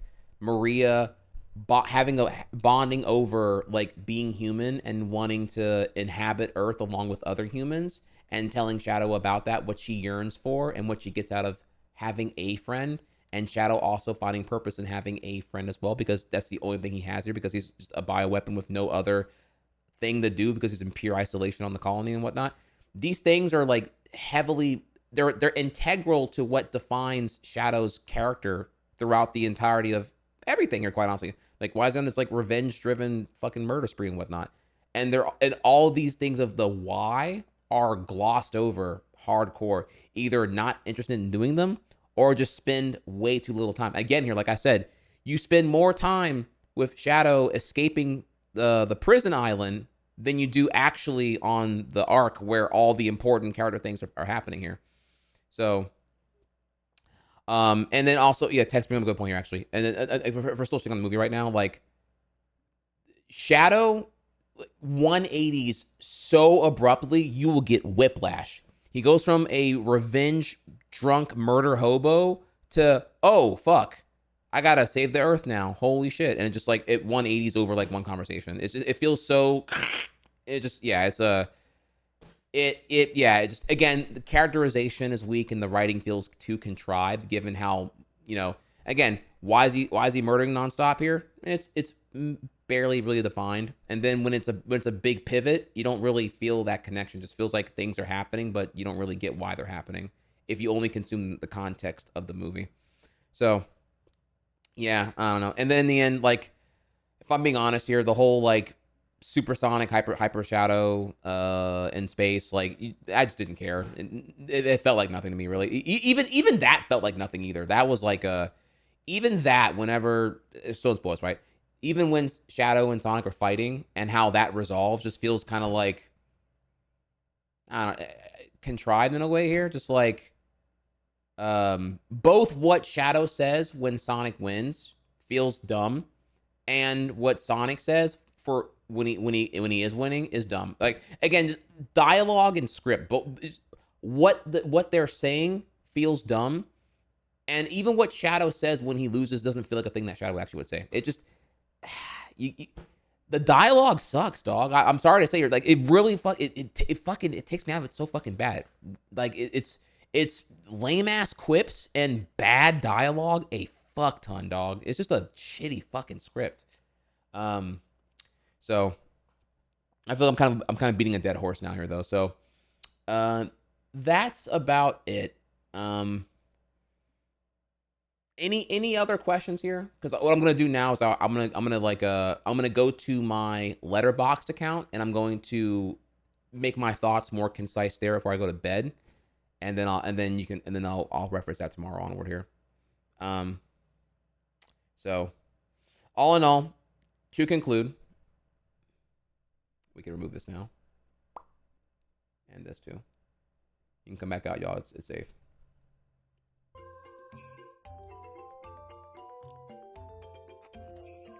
To conclude, the reason why Sonic the Movie 3 does not work for me is because it's mostly a victim of missed potential. We'd be having a different conversation if like movie 2 like wasn't good. But to me, it's very clear that movie 2 is a better movie than movie 3. Movie 3 does not work because the source material is neutered and like gentrified to such a degree that it actually underserves its purpose. Like, it's that situation kind of where so many elements are in the movie, but none of them are given time to develop. And it's actually for a bad reason that we spend so much time developing, again, Ivo Robotnik and Gerbil Robotnik, that the main appeal of Shadow is a kind of an afterthought here. I'm gonna be real. It sounds surreal to say here, but Shadow is like barely in this movie. And the important arcs of Shadow are also, even those are criminally underdone here. So if you're here to see Shadow bond with Maria, you're not gonna get that. You're here to see Shadow's like descent into madness over like vengeance and what Gunn did to him and how he's a being without purpose. You're not gonna get that here. What you're gonna get is like Sonic and his like friendship bullshit, and the Robotniks like fucking, I don't even know, like butt fucking each other in front of like a laser show to escape the gun warehouse or whatever. The time is just spent on like really unimportant dumb shit, given how much important shit is in the actual movie. There's a point where both the Robotniks team up and they're attempting to break into the London Gunn headquarters in order to hack the mainframe to be able to gain access to the space station or whatever. Sonic is racing to get there in time to stop them. When they are breaking into the London Gunn headquarters, there's a security field with a bunch of like moving lasers, and they do like a extended dance. It's not bad. It's just like, it's not that it's bad, and I'm not anti-slapstick here, but there's like a 3-minute long sequence of them like doing some funny shit where they're just like, oh, like they try to do it right, and then the grandfather gets hit. I'm sorry, this is actually spoilers now. I'm sorry. Fuck, I'm doing spoilers right now. Fuck. Whoopsie. Gerald Robotnik gets hit by a laser, thinking he's going to die, and it's actually like, oh fuck, I'm not dead. And then the son is like, oh no, because these suits are laser repellent nanosuits. Oh, well, do you want a boogie? Let's dance. And they just fucking do a little dance maneuver. They do some like fucking TikTok dance for like 3 minutes straight. And it continues there. And listen, your 3-minute long TikTok dance is fine. It's a good idea, right? It's funny. I get it. But it's problematic when the runtime dictates that it's more of a priority to do Robotnik slapstick than to develop vital components to the Shadow story. Because when all this Shadow plot resolves, it feels ham-fisted and undeserved and quite convenient. So it's just it's poorly written and badly directed. Like the time should have been spent on other things than where they are here, which makes it feel like a really weird thing. Live and Learn is played very briefly. I would say here, like, no game canon OST stuff happens for a prolonged period of time. Given the absolute shit ton of Sonic songs that are beloved over the last 2 decades, it felt underrepresented here, both in terms of references and in terms of like godlike music. Like there's the credit song, for example, is like some like random shit by some artist I don't care about, Jelly Roll or whatever, I think is his name or whatever. I would have way rather like a Live and Learn rendition, or like, you know, I mean, again, we're doing Shadow here, right? Like, what's that song from Shadow? The one with like the acid grunge, drum and bass song. Adventure 2 is sitting on so many fucking bangers, and like none of them are used other than Live and Learn, and at a very predictable point, and it's like a 10-second portion. It's hardly like, it's not playing during the climax here. I would argue like Last Story on Adventure 2 handles that a lot better than what we saw here comparatively here. I am all of me. Thank you. Yeah, like just yeah. You're as far as like dank references go, which I didn't cover that here either, by the way. Yeah, sorry about there. As far as dank references go, there's like 3 that I can bring up here, and that's really about like I feel like the second movie is way more potent in references comparatively. If we're caring about the kind of thing here, like Easter eggs or whatever I may say here. Sonic says his dialogue from the beginning of City Escape, when he jumps out of the helicopter, when he goes to the Tokyo Bay to investigate like what is happening, and it's Shadow killing everybody. Cheap flight with no movie or food. I'm out of here. Like, so that's like the Sonic 2 thing. That was cute. There's a when he's jumping out of that plane, Tails holding Sonic, holding Knuckles or whatever, like the Sonic Heroes team formation does happen very briefly. It was really cool. Thought we were gonna do that more often. Happens one time, never again. Okay, so you get your Adventure 2 reference, you get your Heroes reference, and then besides those 2 moments, there's like the Chow Cafe, which feels very forced and feels kind of like a badly written scene again, because like a lot of important shit happens there, and it makes you wonder why it would all happen here. It just makes no real sense. Things happen and doesn't make sense here. The understand here, the General of Gunn gives Sonic the MacGuffin, the key card, which is like one of the 2 key cards to activate the space cannon that Robotnik wants to get, right? The General of Gunn meets him at the Chow Garden, and then gets killed there. Like, it's just like,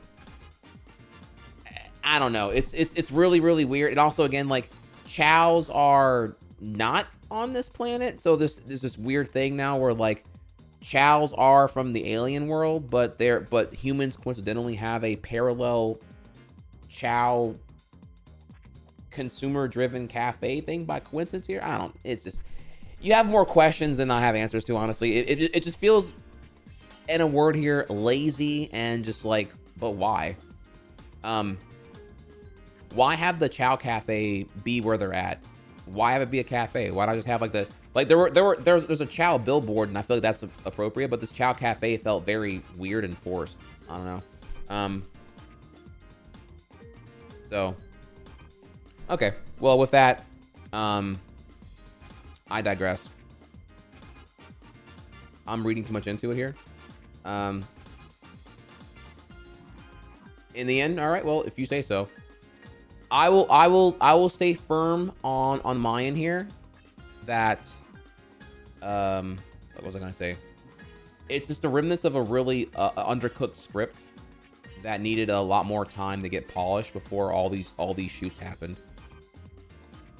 And also, given how much more cohesive and grounded comparatively, like all the parts of the movie that work well together in synergy in movie 2, it's why I'm so hard on movie 3, because I feel like just movie 3 just has like things happen but not really but it's not cohesive, whereas 2 things happen and they're cohesive. Okay, so that's the end there. I will peep y'all on the letterbox from there, and yeah, so we're done talking about Sonic movie now. Any other questions?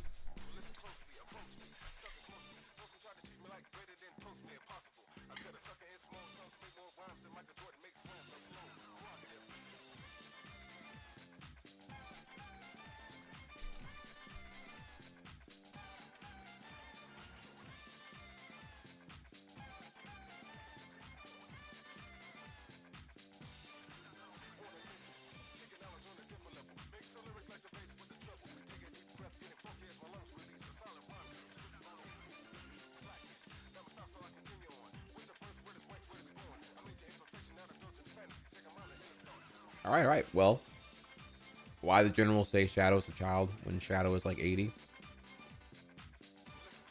Bro, I don't even know, dude. Like, why?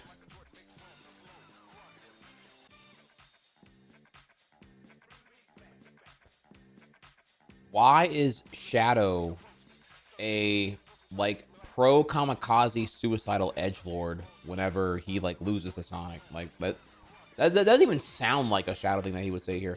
Why didn't you kill me?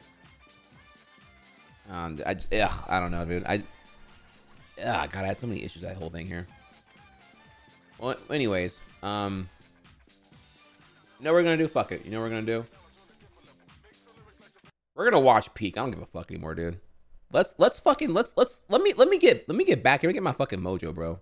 Can we do this again, please? One more time? Cause I need a palate cleanse, bro, for real right now. You feel me? Shit, let me get in this piece, bro.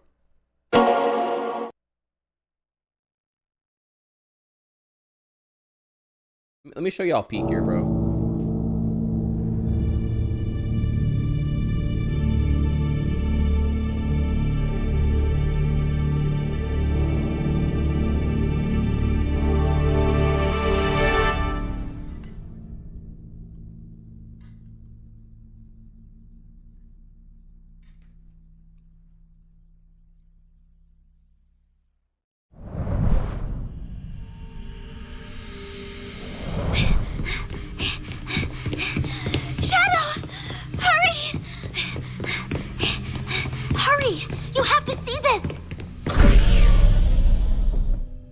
What's wrong? Nothing! Look!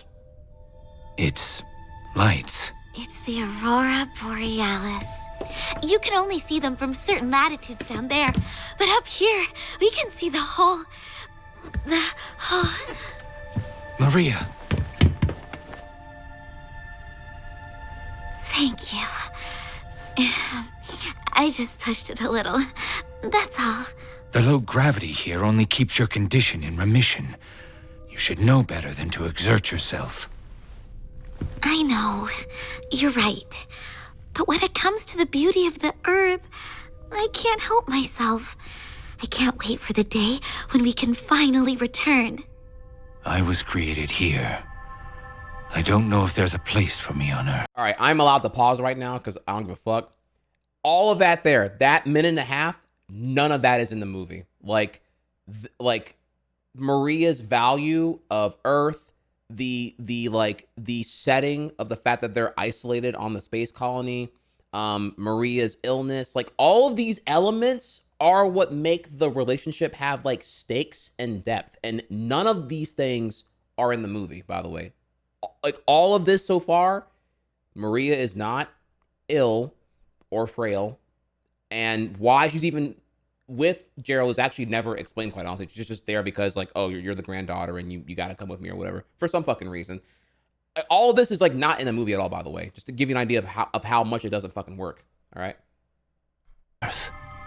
Professor Gerald made me the ultimate life form. I should be the key to all manner of medicines. Curing you.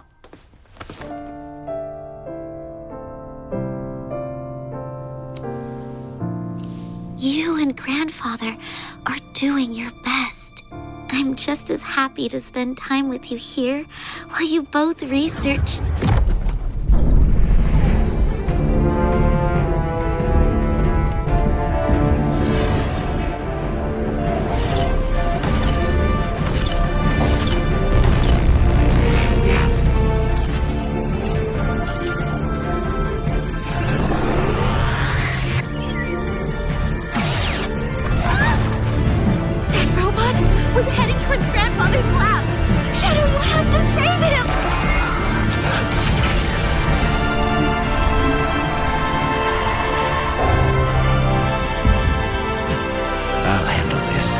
Just wait here. I'll be back. I promise.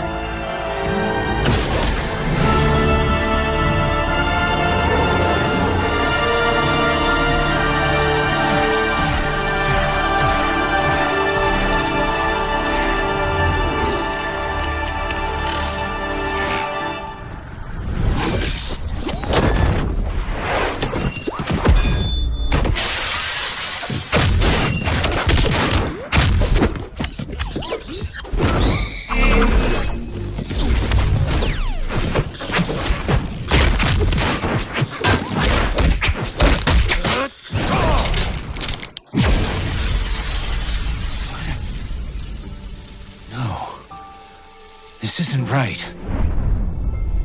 This is the Guardian Units of Nations. Prepare to be boarded. The soldiers. They storm the Ark, destroy all evidence. But it's too soon. It's happening too quickly.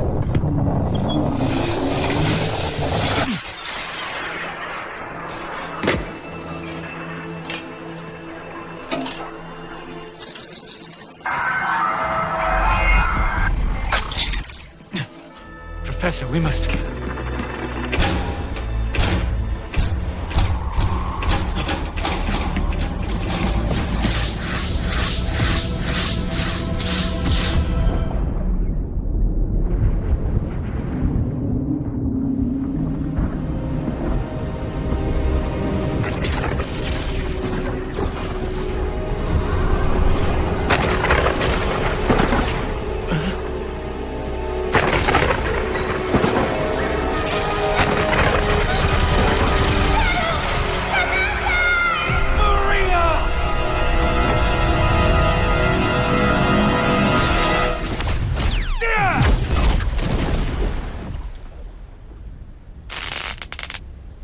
No mere nightmare. And it all began in view of the Ark. Could he have survived? No, that can't be. I need answers.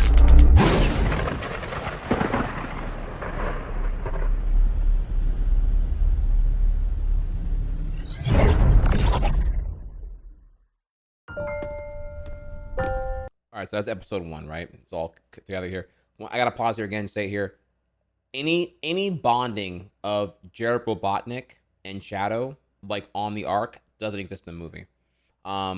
Gerald is way more shallow. There's none of Gerald and Gunn's like mishaps that lead to Shadow happening are really ever explored or explained. You're just kind of told that Shadow happened and then it was too dangerous to like contain him, but it's also too expensive to get rid of, so we just put him in stasis and whatnot. Like, it's a 2-sentence throwaway that is kind of the whole, like, there's functionally no issue between Gerald Robotnik and Shadow in the movie. And also, like again, all the important colony arc bonding shit just doesn't really exist, honestly. It's pretty it kind of, it makes more sense to me now that I'm watching this here again to see like why nothing emotionally works in the movie for me as far as Shadow goes, which is unfortunate because Shadow is so heavily marketed in that movie that you would think he's like a way bigger component, but he's like barely in the movie, and then when he is, it's like it's barely doing anything relevant to what makes his arc actually happen or fulfilling.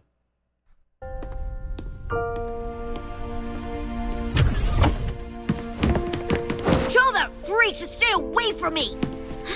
Abe!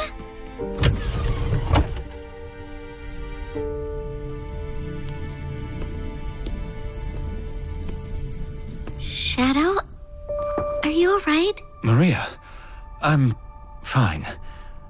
It's just... the professor created me using alien DNA. The Black Arms, he called them.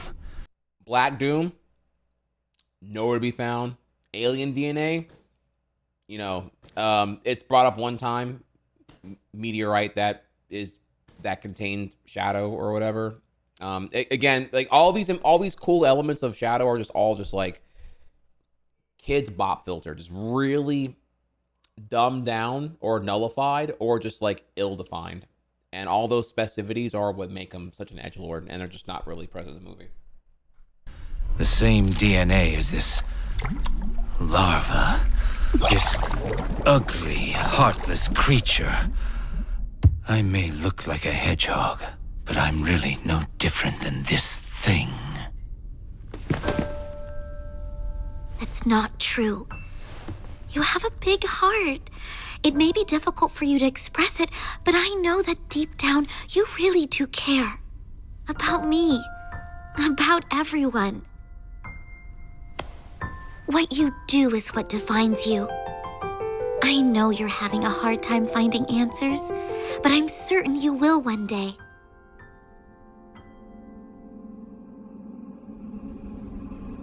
Then, you'll find even more people you can trust.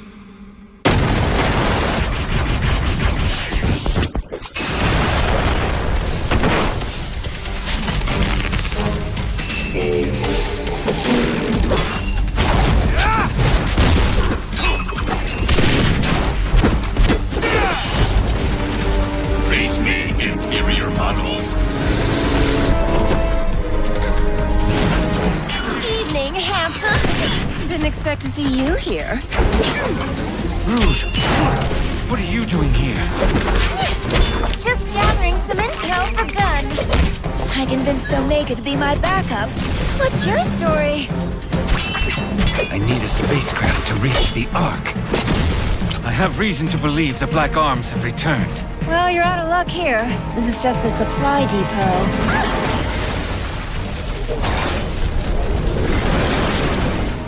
Hold that thought. I call dibs.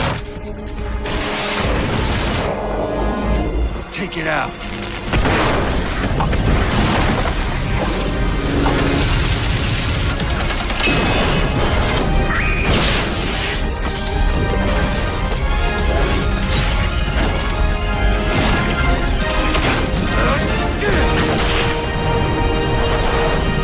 Now about this spacecraft. I can take you to a ship, but in return, you're going to have to promise to come to Sonic's birthday party. I'll take that as a yes.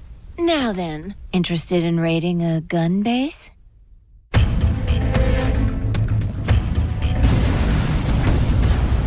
So, Gunn funded the research that created you, and when they got you, they sealed you away for 50 years.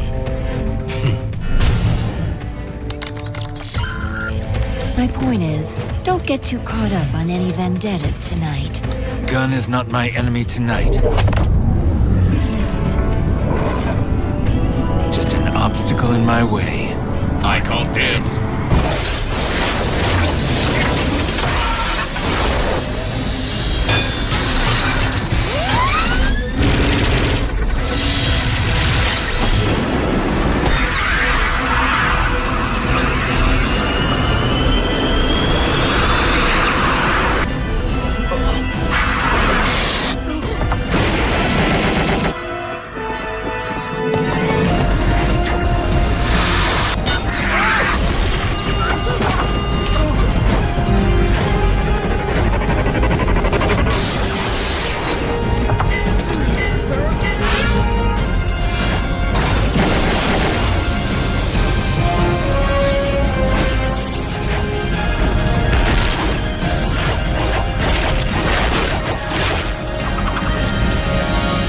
Chaos Control!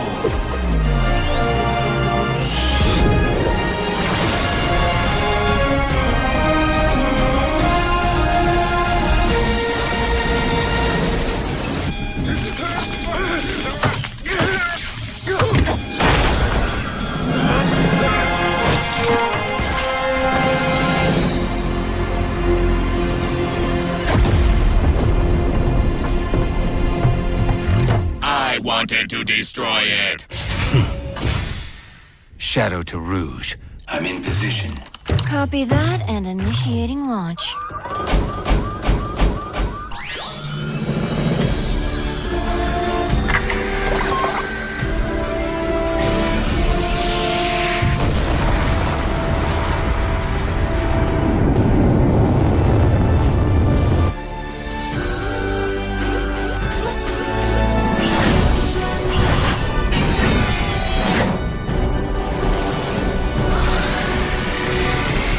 Omega, hurry! You have to take out those guns! This is Commander Abraham Tower. All forces, stand down.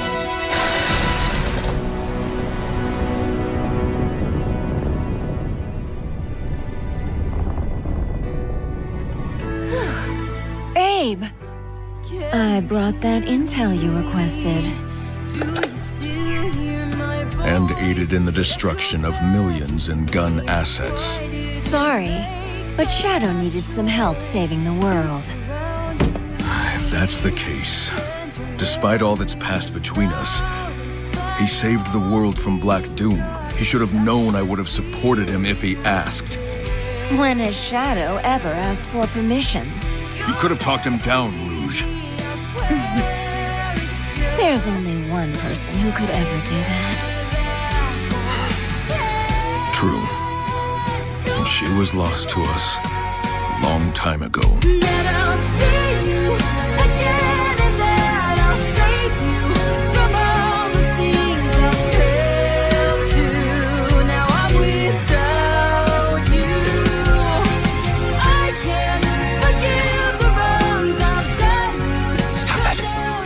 That life was taken from me long ago.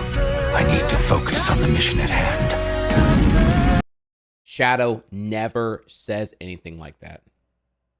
I think, in my opinion, in the movie, like. A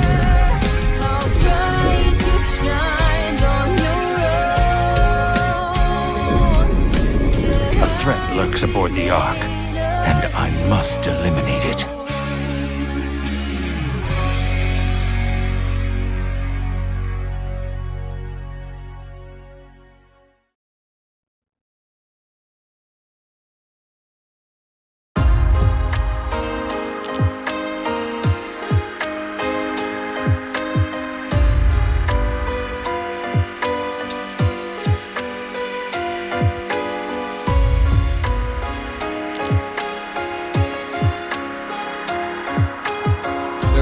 A little bonus scene coming up here after the credits.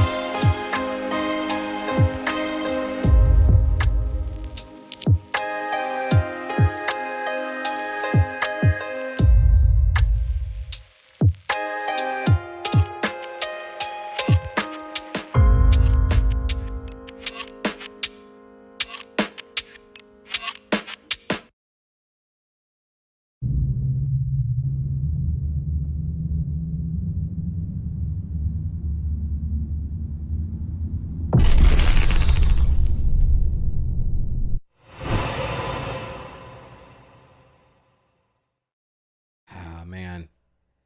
And again, the plot in Shadow Generations is like super good because Black Doom is a very cool, interesting character. Like all of it is so good. Like Shadow's inner conflict, character arc, and discovery of really who or what he is it's all very interesting. And it's unfortunate that Sonic Movie 3 has absolutely no interest in developing or approaching any of those things at all. And again, to reiterate there, it's just because the movie's just overstuffed. The movie has like so many things going on and spends a lot of its time on really unimportant things, I'd argue. Okay, well, so let's go back over here then, shall we? And what else can we talk about today? So now that we're past the Shadow and Sonic Movie 3 stuff here, I had a couple of things wanted to talk to y'all about. I wish we were on a better note here. I actually really wanted to like the movie, but just it wasn't there for me. So. But here are some things that I do like, though. If I can give you some positive of the whole thing here. Join me. Let's go over here.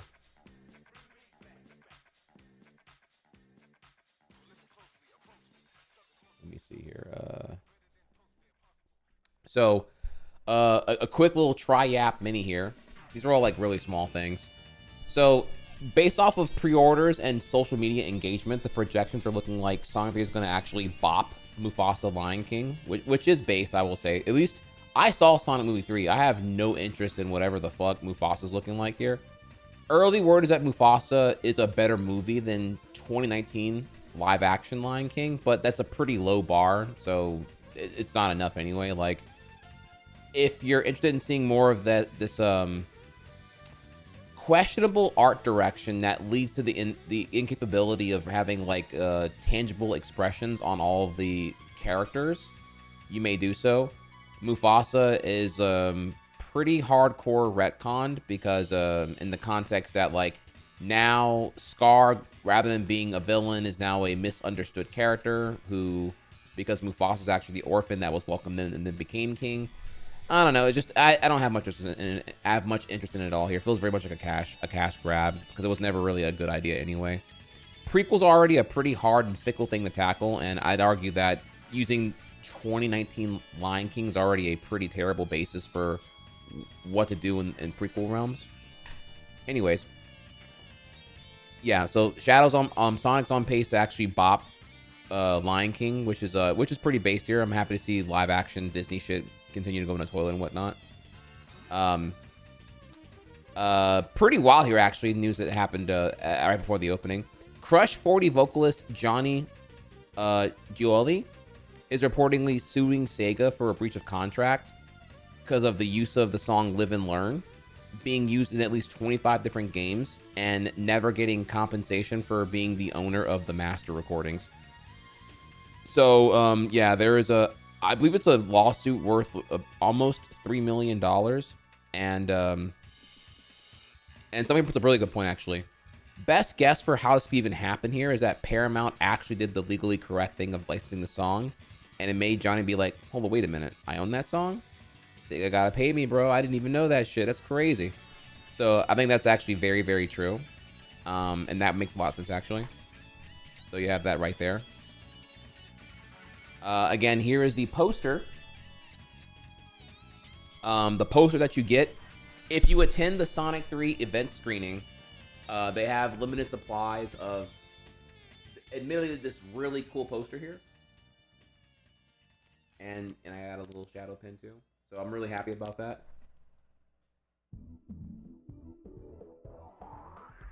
So if you went to go see it today, you get those things, and you're going to a screening where only the other man children like myself are gonna go. So you're likely not gonna have anyone being disruptive or distracted with their phone or whatever else here. So I do want to bring up here really important about this, if I can here. So I'm a man child. I'm cringe, and I do want to bring this to your attention.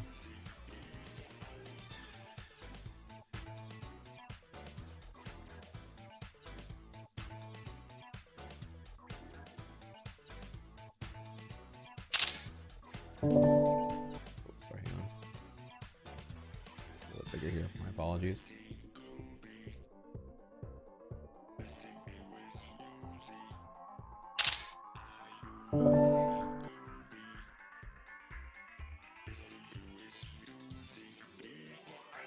All right, so earlier on Discord I posted this. Bro, I am so hard right now. Selfie of the poster and the keychain, right?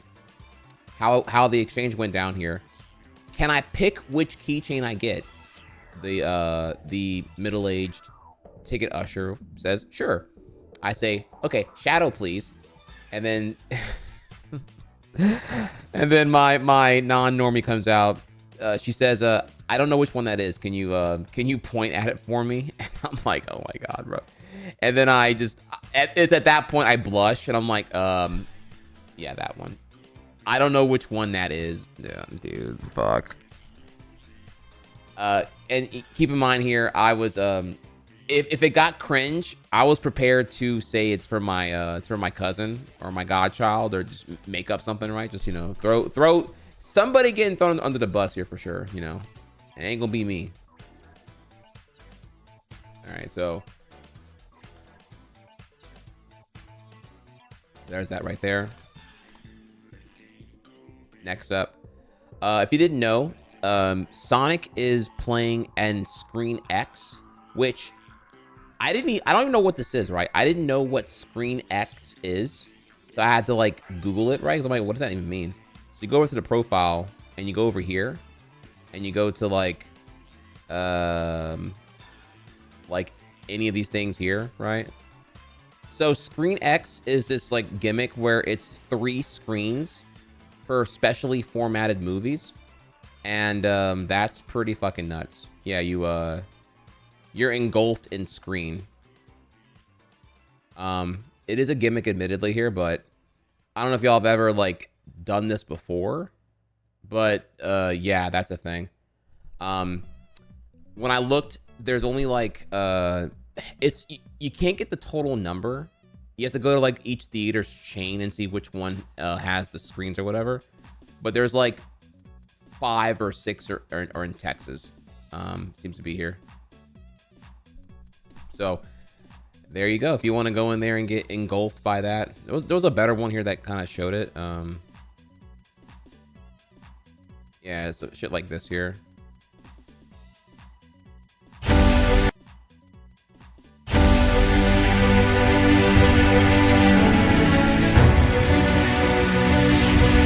ScreenX is the world's first multi-projection immersive cinema platform, which provides moviegoers with a 270-degree viewing experience by expanding the scene onto the side walls.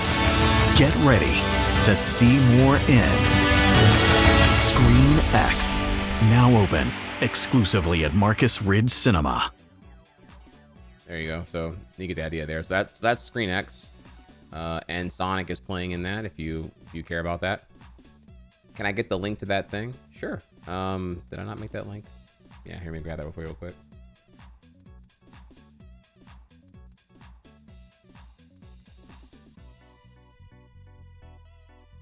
There you go.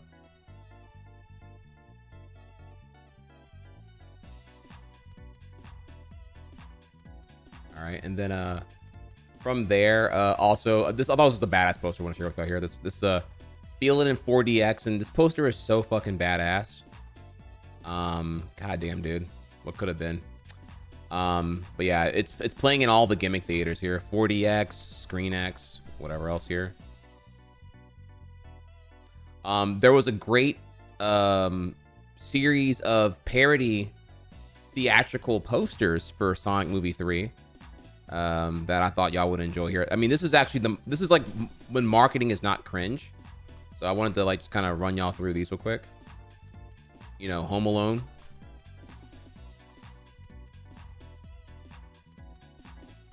I forget which movie this one is. This was like if you can name the parodies, more power to you.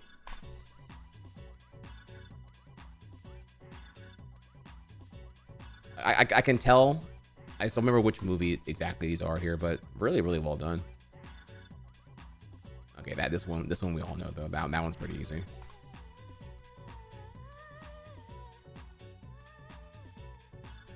Is this one like 89 Batman or some shit?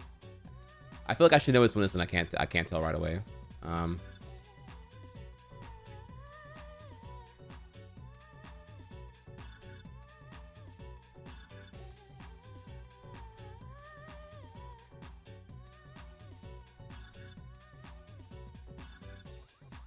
Nightmare. Oh, what's the Cable Guy? A Christmas Story.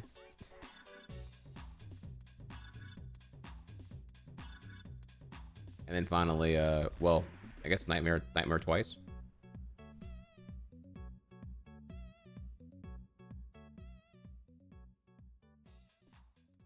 Okay, so there's all those there, and then beyond all of that, let's yeah, we kind of have to do these here. Actually, we're gonna go over, and we're still doing mini talk mini here. I'm gonna create a little order here for us. We're gonna conclude with Superman here because that's the peak here, and we're gonna go from there. So let's do a mini round. It's about 20 minutes of videos, and then we're done for today. Okay, so join me here because while we're talking about movies, there is some movie news I wanted to share with y'all. Okay. Let's get to it then. So we're gonna begin first with, and this is all like actually interesting news, I would say, and it's all really, really short here. Okay, so we begin first here with And developing news, a Disneyland worker responding tonight to a record settlement following allegations of wage theft at the happiest place on earth. Disney has agreed to fork over more than $230 million in back pay to tens of thousands of employees. Fox 11's Christy Fajardo has more. Say thank you. Not so happy kids in the and happy parents mouse at world. Disneyland shell out big bucks for a holiday memory. The tickets were like $860.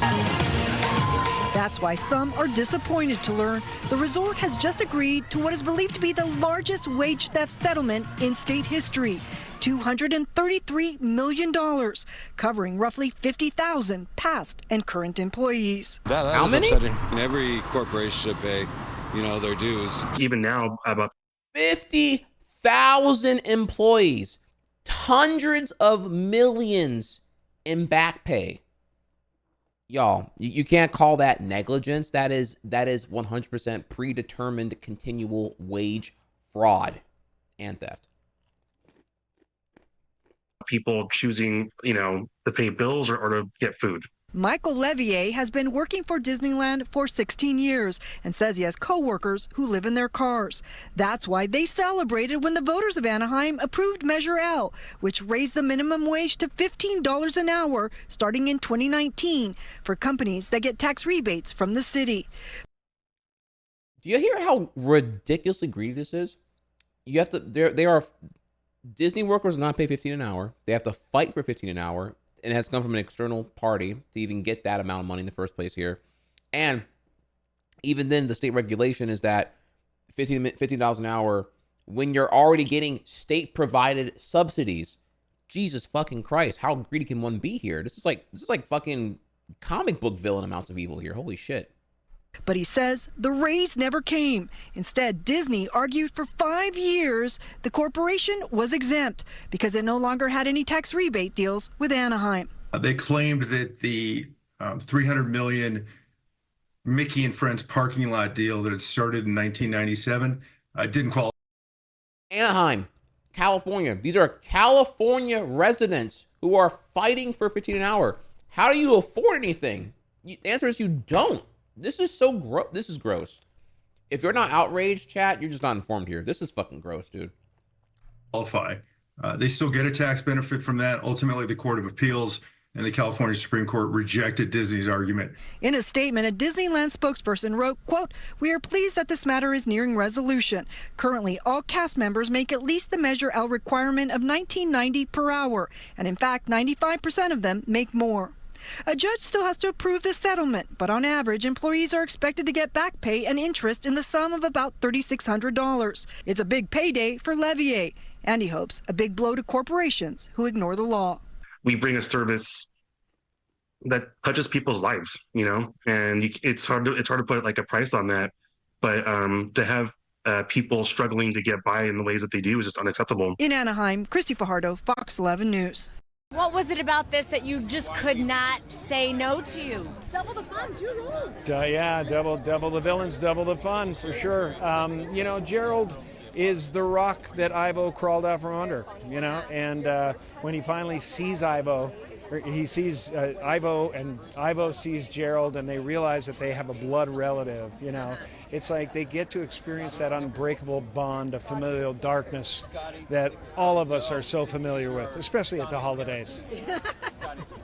And I mean, the commitment that you show to your characters is amazing. You shave your head in this. My God, I'm very impressed with you all the time. I had 2 fingers removed. You guys are the greatest. You'll love this. You got me for a second. Yeah, I know. How was that, too?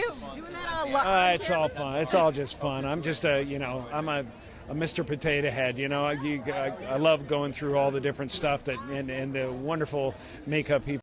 Wait until you see why I'm showing you this video, y'all. It's really, really good.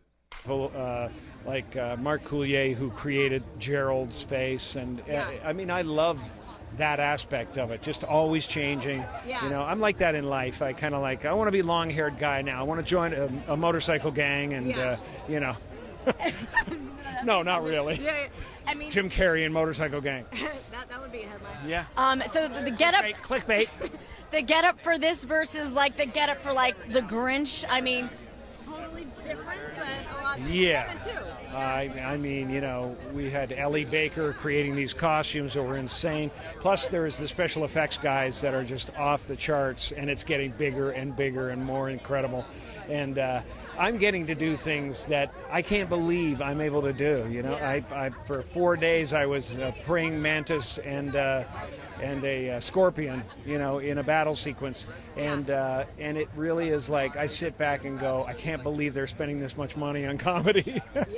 But you know, I can't wait to see. I literally haven't seen the finished film, so this will be the first night that I see the actual, all the special effects and all the wonderful stuff in it. So I was reading that someone had asked you if you'd reprise role, and you did say maybe the Grinch, if it could get like maybe a little bit comfier with the makeup and the whole getup and stuff. Everywhere I go, are you gonna make the Grinch? Are you gonna make the Grinch? It makes me so angry. I must find a way to stop sequels from coming. No, we want it. Thank you so much. Sequels from coming. No, we want. Giga Chad. This is at full power, y'all. The fact that he can do that, bro. Look, what is this? What is this IRL Photoshop? Look at this. This is max power here. This face is made. You become atoms. You become dust. No, I've seen before. It's very, very impressive still. I mean, these can still do that. Now, with that, a bit of context here. I don't know why I know this, but live action Grinch with Jim Carrey, there was an interview where he went into great detail about how, I kid you not here, chat, traumatizing that was. He said that it took, how long? A very long time. Somewhere between 4 to 8 hours to do the makeup. And when it's done, it's so on that he was genuinely claustrophobic because of how inescapable the whole thing really was once it's on there. It takes hours to break down, and once it's on, you kind of got to commit to doing the shoots with the shit on.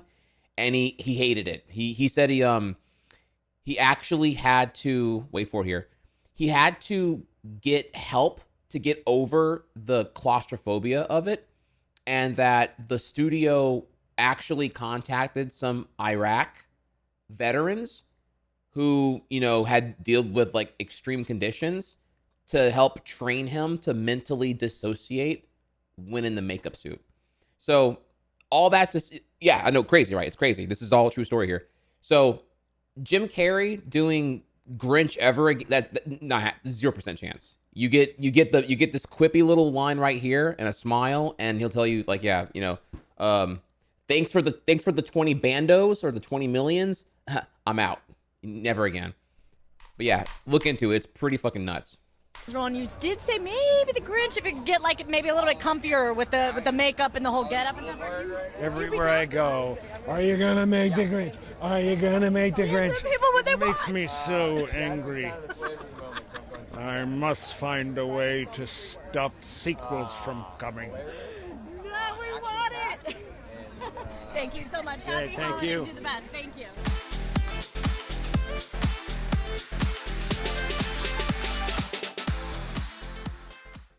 This jacket is everything. It's slaying. I know. It's doing all the work. Look at you. I sit back and let the clothes speak. You know? All eyes on you tonight. All cameras on you tonight. You're shutting down Hollywood Boulevard, Jim Carrey. Right. Yeah, I was hoping to get some lingerie, but everybody's closed. They'd open up for you. No, I'm working the street in Hollywood again, just like the beginning. Just like the very film. Let's start some rumors, shall we? I love it so much. By the way, okay, so we're finally getting the third film. Yeah. The fans want it. They went crazy when you went out there. How do you feel now that you're about to deliver this to the fans? You know, it's always nice. Yeah. It's around Christmas. Mm-hmm. Open up the box, see what you got, you know, shake it first. You know, but it's lovely. It's great to be here. It's a lovely energy. By the way, around the whole thing. It is the holiday season. What are you doing for the holidays? Are you spoiled grandpa? Or are you practical grandpa? Oh, no. I will definitely spoil. Okay, good. I will definitely spoil. Okay. Many people. You know, it's not that it's expected, but yeah. I do like to do it. Yeah. It's important to me. You know, this year is kind of the year of sequels. And I know you said at one point that you would love to do The Mask again, that there would be another one of those. So can that really happen? Can we see Cameron Diaz coming back and doing another with you? Did she leave? No, she's around. She's back. Well, she Wow. stopped acting for a So long time, glad. but now she's back. That's right. Yeah. Would you want to do another? Can you see that conceivably happening? You know, I have to remain silent. You know, anything I say can and will be used That is true. as clickbait, frankly. You're such a smart guy. Okay, final question here. At the beginning of the film, Dr. Robotnik is in a bit of a slump. Yeah. He's got to get himself out of it. When you find yourself in real life in a work slump, a life slump, what do? What's that thing? All right, this is our pivoting topics now here. He's a smart guy. Mask is, I mean, chat, we're talking like no cap. Mask is over 30 years ago. It's dangerous, man. It's dangerous to do these sequels like decades later. You know, times have changed. Can you get the same writers? Is the appetite still the same? You know, I don't know, dude. This, you know, sadly, this is where I would talk about Gladiator 2 being a pro or against argument for a hypothetical Mask 2. I haven't seen Gladiator 2 though, so I can't comment on it. But I hear really mixed things though. I hear it's based, and I hear it's a hot mess. I hear actually what I hear about Gladiator 2 on the negative is actually very similar to how I feel about Sonic Movie 3. Overstuffed, undercooked, almost 2 movies worth of shit in one movie, and therefore none of it really has a great payoff. So that's what I hear on the negative. I also have heard though it's good. So I don't know which one to take here because I haven't seen it, so I can't really say. But in the end though, the point regardless is that Gladiator 2 is a sequel that happens, you know, it's being produced 20 years after the original, and that's a pretty dangerous thing to get to. You know, thankfully Ridley Scott is based, and probably it feels good when it's in the same hands as it was originally. But I do wonder if I would worry that Gladiator 1 came at a time when things were much more practical, and I would be a little bit worried going in the door here on whether or not like we're going to use some movie making magic to make a lot of those scenes happen a little bit easier or not. So, but I can't say I'm not a Gladiator diehard, nor have I seen 2, so I can't really say. I'd have to rewatch 1 and then I have to go see 2. Thing you do to get up out of it? Generally, I get out of my body completely. You know, I have nothing to do. I start to look at myself and say, well, what's real? Okay, I believe I'm this, I believe I'm that. It's all a fake scaffolding of ideas that, you know, when you kind of like look at it that way, then you go like, oh, really? There's nothing to worry about. And oh, by the way, where's the closest star? How can this matter? Exactly. You know? You're so true. You're so right about that. We get in our heads and we get going off on some crazy Sometimes stuff. you just got to look at what's in front of you and go like, wow, you look all right, and I feel all right, and everybody seems happy here, and you know, there's nothing bad happening. So most of the stuff that we worry about is a projection onto the future, you know, and sure, there's things to worry about, you know, if you want to do that, but we're projectors and we do that. We project disaster, and it's really just nice to ground yourself sometimes and see that everything is okay. Right here, at least. Oh, I've been shot. Right. And you're right. You're absolutely right. I appreciate you, sir. Man, these like Hollywood premiere red carpet interviews, God, they're so fucking awful. I don't blame her. I think it's the whole system, dude. It's a marketing PR stunt. Entertainment Tonight, Entertainment Weekly, like no one can ask real questions that are actually challenging. You know, it's all mandated appointments as an extension of the marketing budget on behalf of the actors who are starring, but no one can say the movie's bad. No one can say not that I'm saying they're saying that here, but like, you know, you can't be honest. And so it's just like a performative pro marketing blah. You know, the last time I really saw like anything of like substance come out of one of these live events was probably when Mark Hamill was like secretly telling everyone like, yeah, Last Jedi is it's something all right. On that note, there's a really good YouTube video. It's a montage of Mark Hamill warning you about Last Jedi. And like, because once it came out, everyone went back to all those past interviews that were leading up to the promotional material, and it was like, oh yeah, you can tell he was not happy about that script. Well, yeah. So that is a little something there. But I thought these were cool to see because it was, you know, Jim Carrey being based. I mean, obviously, you know, thankfully, if it was just like bland, I wouldn't even look at it. But because it was Jim Carrey being funny about Mass Sequel and Grinch, I thought they were really, and the face was crazy too.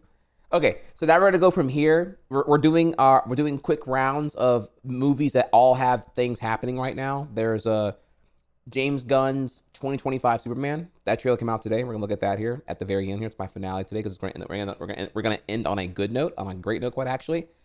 Right now there's a 2025 Karate Kid called Karate Kid Legends. My raw reaction, I have not seen this yet. We'll look at that. We'll look at the live action Lilo and Stitch 2025, and there's a new teaser trailer for that movie, and then we're gonna look at the teaser trailer for James Gunn's 2025 Superman. So 1, 2, 3, ready? Let's begin in order of how much I care.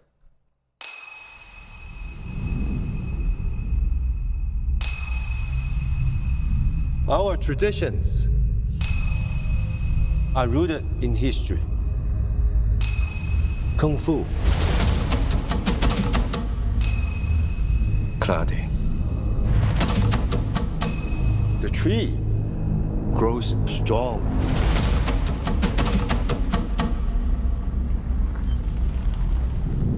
You knew Mr. Miyagi? I did not come looking for Sensei Miyagi. I came looking for you.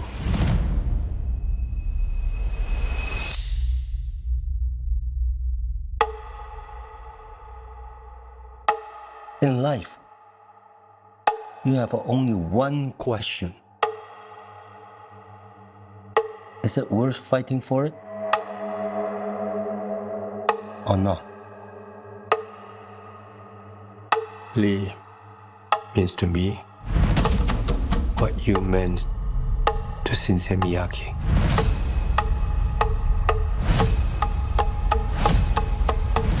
I'm doing this for all of us. Whatever it takes.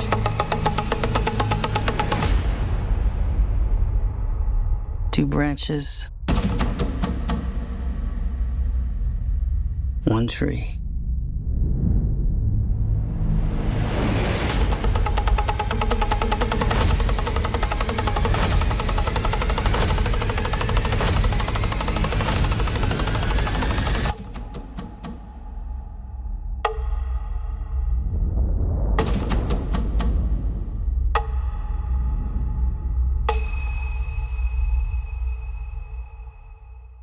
I hate that title is so generic, dude. Ugh, I hate that title. But that aside, what do I say here? What do I feel about this?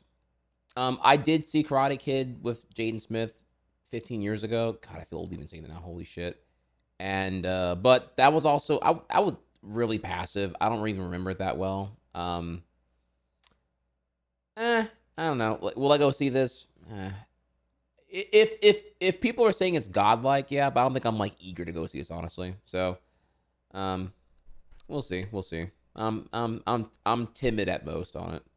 Next up, Lilo and Stitch live action.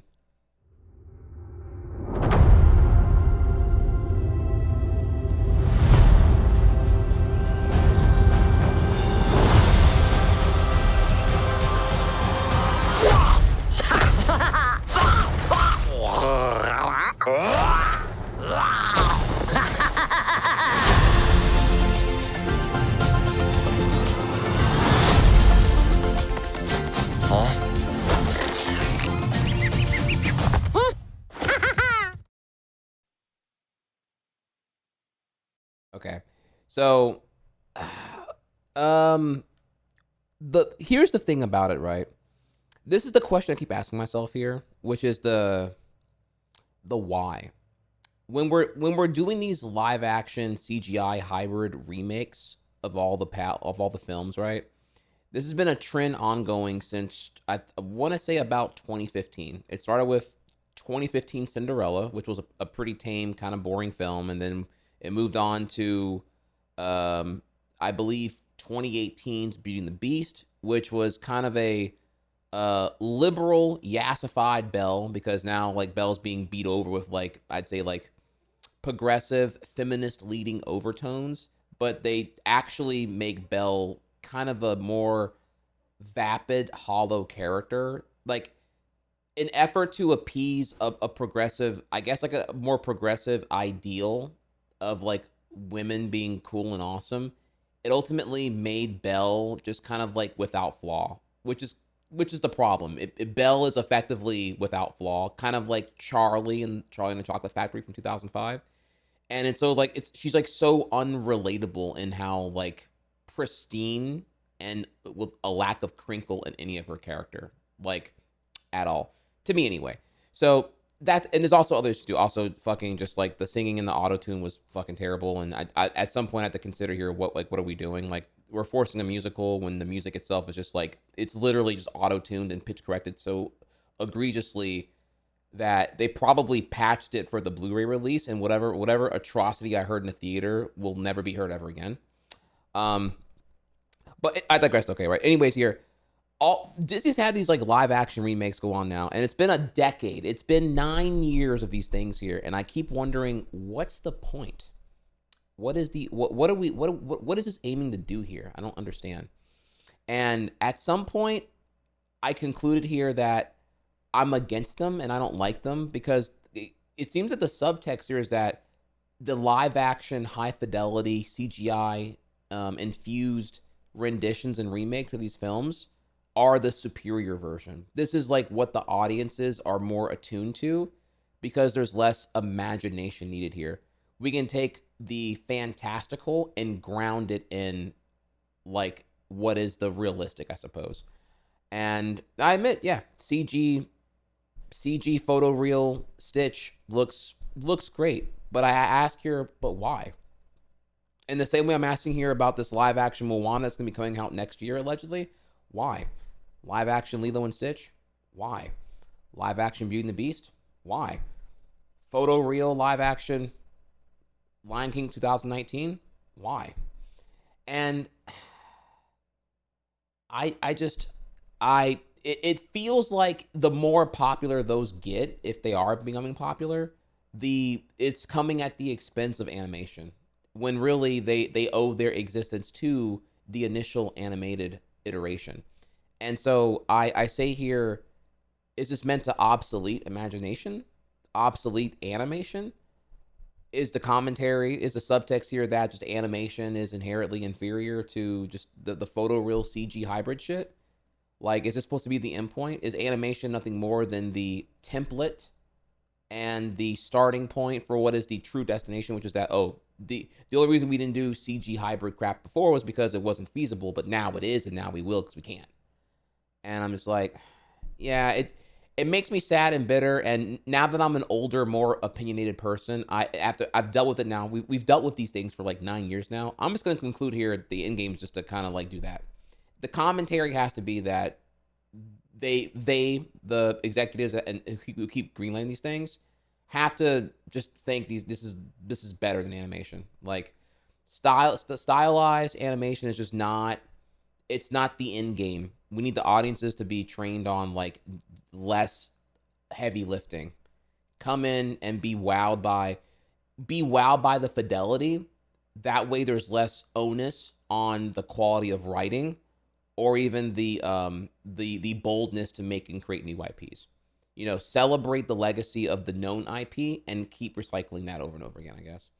I don't like it. I don't like it at all. I hate where it's going. I hate the trend of it. And lately the examples are getting way more offensive. In the beginning, I'm kind of mad about say 2019 Lion King, but now I'm getting really frustrated when I'm looking at 2025 live action How to Train Your Dragon, because I'm like, why? Even the dragon looks like and is stylized based off of the 2010 animated film. So why? It's a shot-for-shot remake in the trailer, and Toothless looks just like Toothless, and again, fidelity-wise, it's very impressive on the visuals. It looks great, but its existence feels vapid and just like I don't know. Could we not be moving on to making the next great thing here, I guess? God, it's ugh. I don't like it. I don't like it. Anyways, my opinion aside here, our next one here now, you see here on the top left here, Spy Kids. Why are we gonna watch a trailer for Spy Kids? Well, I'm happy to report here, chat, that fuck, where's it at here? I don't have it open. Fuck. Hang on a second. Where is this at? I had this open earlier. I guess I lost it here. Hang on one second. Fuck. Oops. Nope, not that.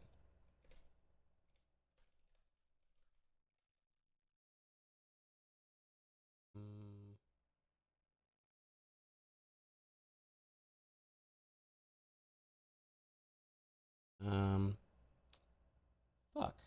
Okay. I had it and then now I don't have it. Okay. Let me just. Okay. All right.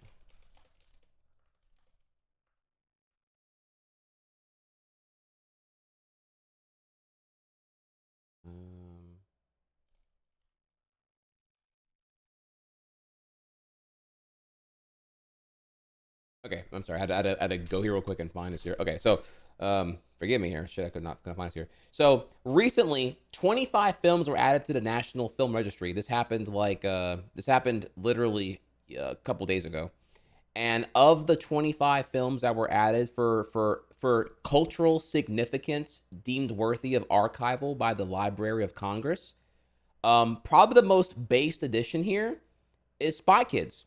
Spy Kids from 2001, Spy Kids 1 was deemed culturally significant and worthy of archive. So I say, let's celebrate, because I agree, that's a fucking W there. Spy Kids 1, love it. We'll watch again, one more time for the road, and then we'll discuss.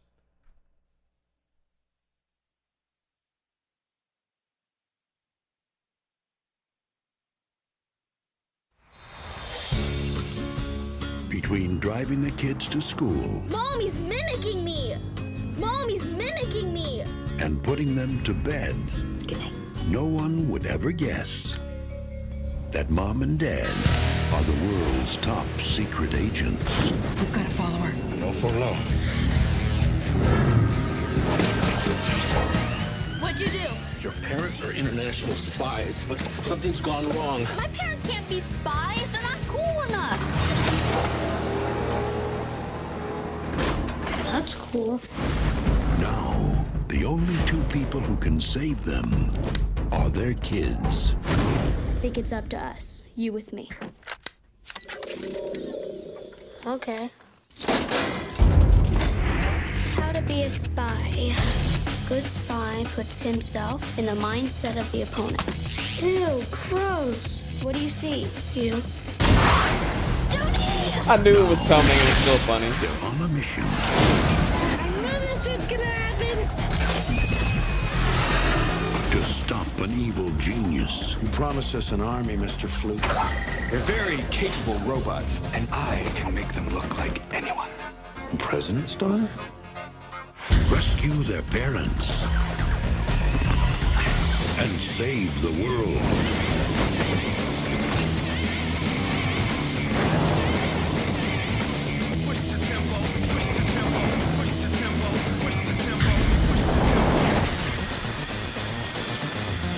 Gotcha.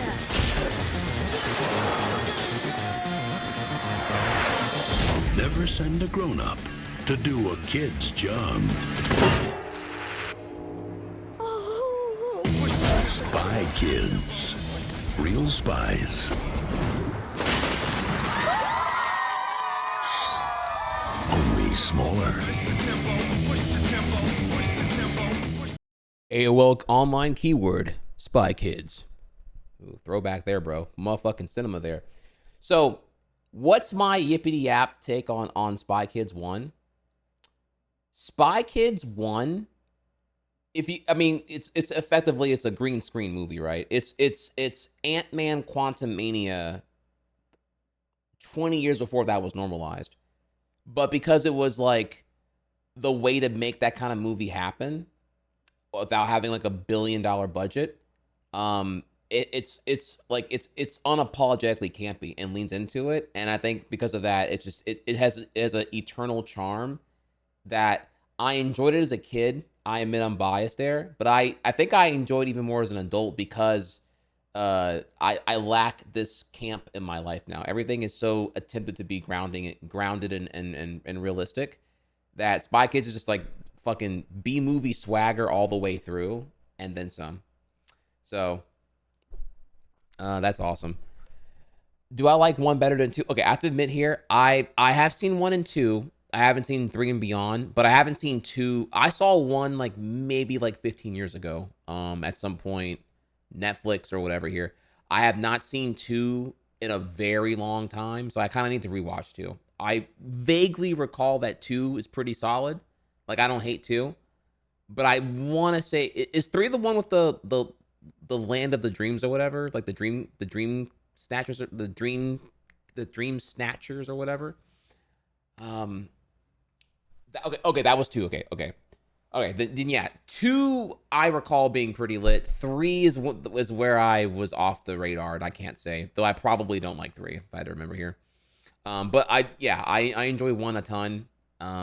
2, I wouldn't mind movie nighting for sure. I wouldn't mind movie nighting 2 again, just to kind of see here if I like it still or not. All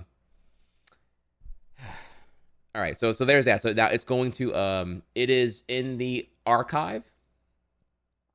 Now, what's our next one here? I think our next one is a big one. Oh no, actually, I'm sorry. We have gaming news here, chat. I thought this was an official Capcom game, by the way, and this is actually a fan mod. Did y'all hear about this Marvel's Capcom Infinite and Beyond? Hang on, let me click real quick. Hang on, I thought this was like official Capcom shit. This is crazy. Check it out.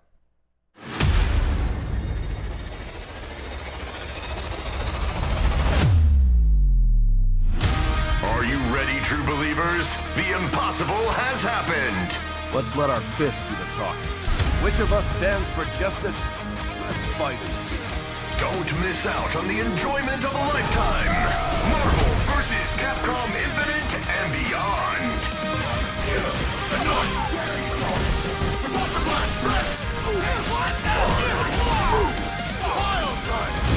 Take this one, One of the largest fighting game mods ever, designed for fans, by fans. Are you ready? Go for full throttle!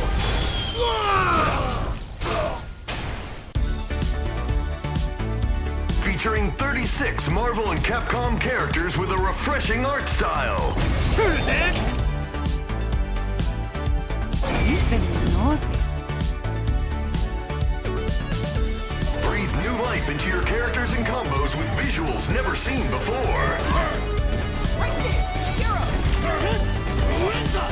Some will have completely new graphical overhauls. That's it! Now this is what I call fun! By the hoary hosts of heaven! Unyielding? Justice! I won't surrender! Discover interesting possibilities with redesigned color palettes. That's what we'll be ready! Let's play again sometime. And others exciting and unique alternate costumes. On it! More! Who'd be dumb enough to step on this? It's fight time! Here we go!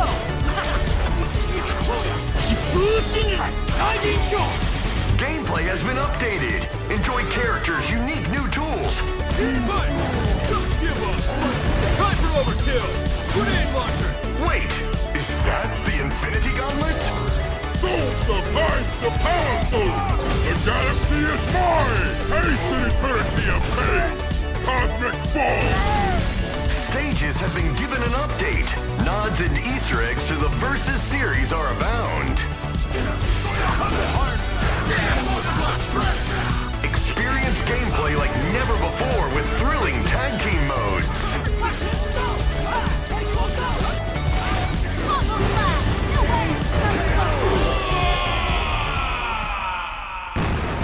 Customized voices, sounds, and incredible music tracks never heard before.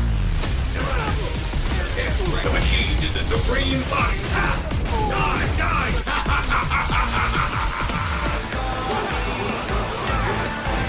Spin it. Take your bow. Still want to fight? Better clench your teeth. There you go. Watch your pain ain't over. Over here. Unyielding justice. All entirely free. Survive the uncanny adventure. Do you think you can defeat us? Don't miss one of the most unique tag team fighting games ever. It's Marvel vs. Capcom Infinite and Beyond.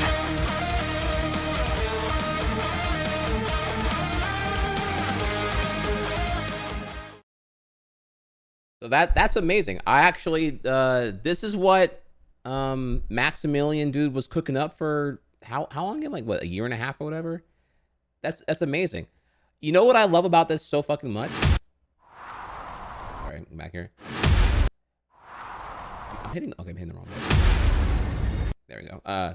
Sorry, the freaking fast forward button moves literally when you do that here. What I love about this, first off, when I first heard about this, I thought it was an official Capcom thing because it looks so goddamn good, right? I'm like, oh, well, look at Capcom doing a thing here. Then I found, like, wait, this is a mod? Oh my fucking god, let me look at this further here. Then I saw the trailer, and I'm like, okay, I'm just gonna watch it on stream now. I'm not even gonna do this anymore. That is amazing. What I love about this so much here is that effectively, what if this is like Max's like labor and love and whatever else here, at a principle level, I love it because it's like Maximilian's a very successful content creator, and he's paying that success forward into the community, and he's living by the virtue I want to live by, which is be the change I wish to see in this world. Like, it's like, okay, well, if Capcom is not going to deliver the Marvel 4 we all want, and we get Infinite, and then they're just like kind of stuck with like appeasing Disney's bullshit forever now because now Disney owns Marvel, then then fuck it. Then I will be the change I wish to see. Then I will make our Marvel 4 happen in one way or another. And I want to look for this actually. I'm really curious of like what play testing and play balancing that Max and company did here. I'm really curious of like this whole thing, like what happens when you actually get like what the community wants it metaphorically. But it's done by like fan community love here, right? Does the community, because right now Marvel 3 has a pretty healthy resurgence thanks to like Tampa Never Sleeps and whatnot. I'm really curious of what they're gonna will they adopt Infinite and Beyond, or will this remain like the unspoken secret of like support from the community? And if it gets too popular, then Capcom might have beef with it or whatever, even though it is literally a mod that requires the official release bought on Steam to even work. I'd have to assume here that Capcom will take it in stride and not be bitches about it. And maybe if it continues to persist as being popular, and it gives all the Marvel 3 heads a good excuse to adopt onto an Infinite game base, maybe Capcom will look into pursuing another Versus entry eventually. Is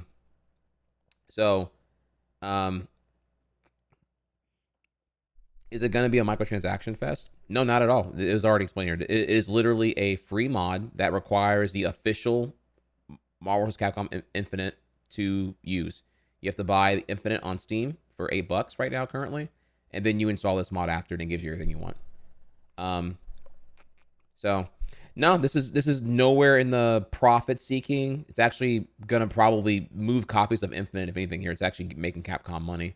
So it's all the right things here. It's a beneficiary of the community's passion, Maximilian, able to pay his dues forward and give the community pretty much God mode best case scenario.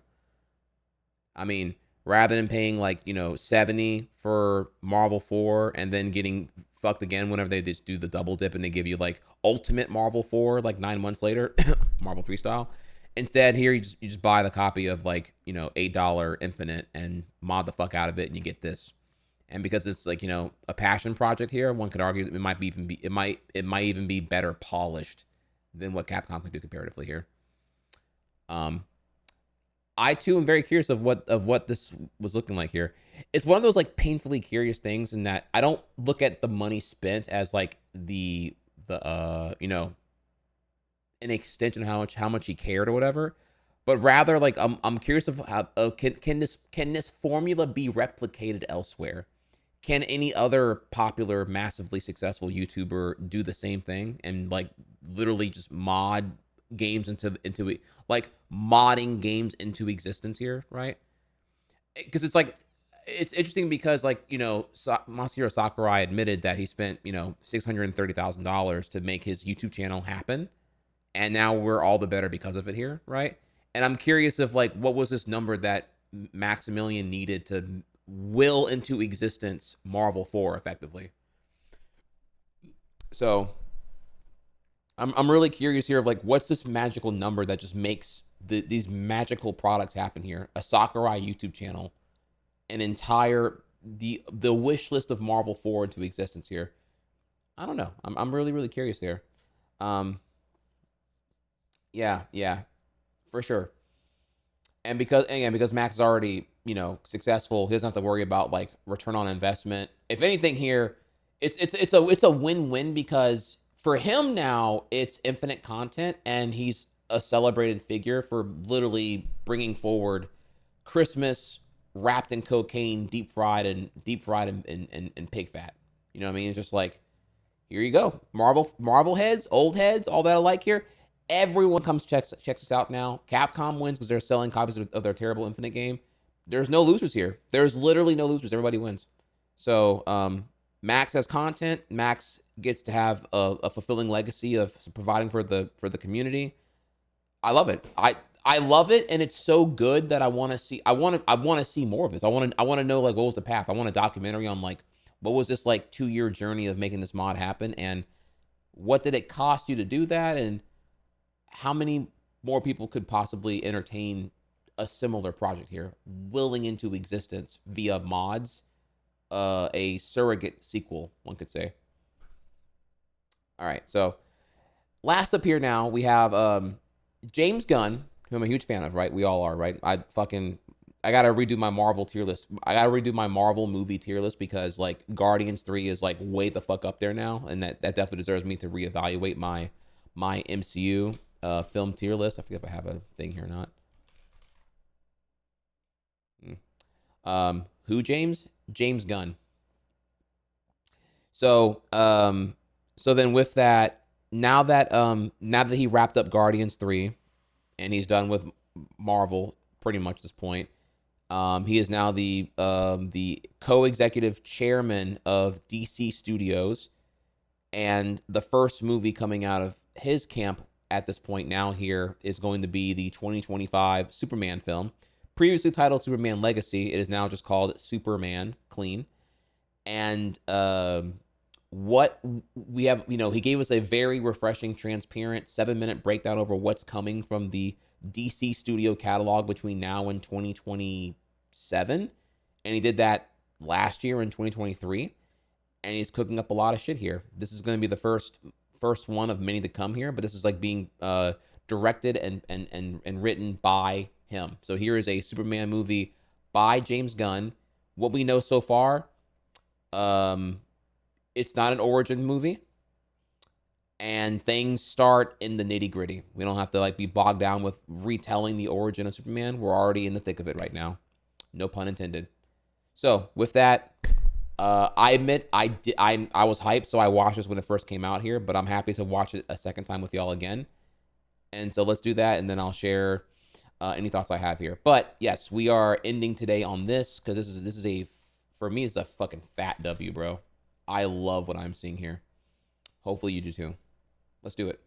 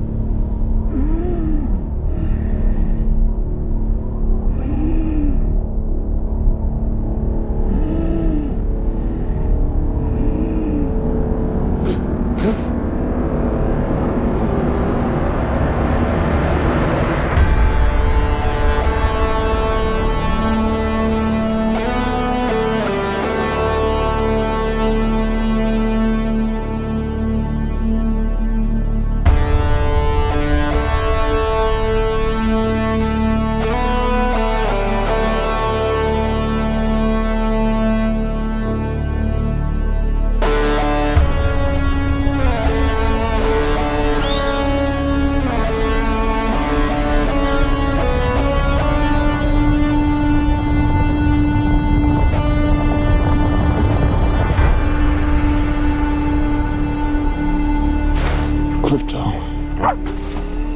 Home. Take me home.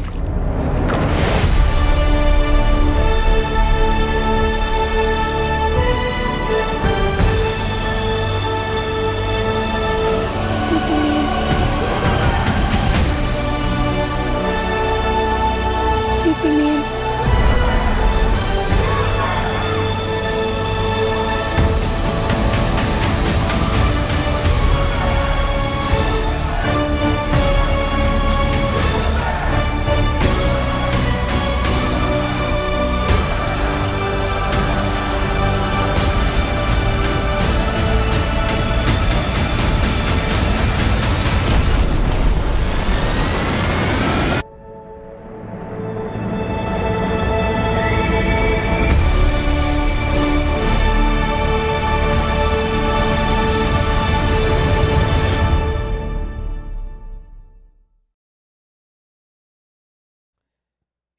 There you go, y'all. There you go. So, yeah, I love what I am seeing here. Um, um, oh, whoa, Trouble in Paradise here. Um, the movie's going to suck balls. James Gunn's going to add too many characters, and it's going to be Marvel humor galore. I guess we'll see. I don't know.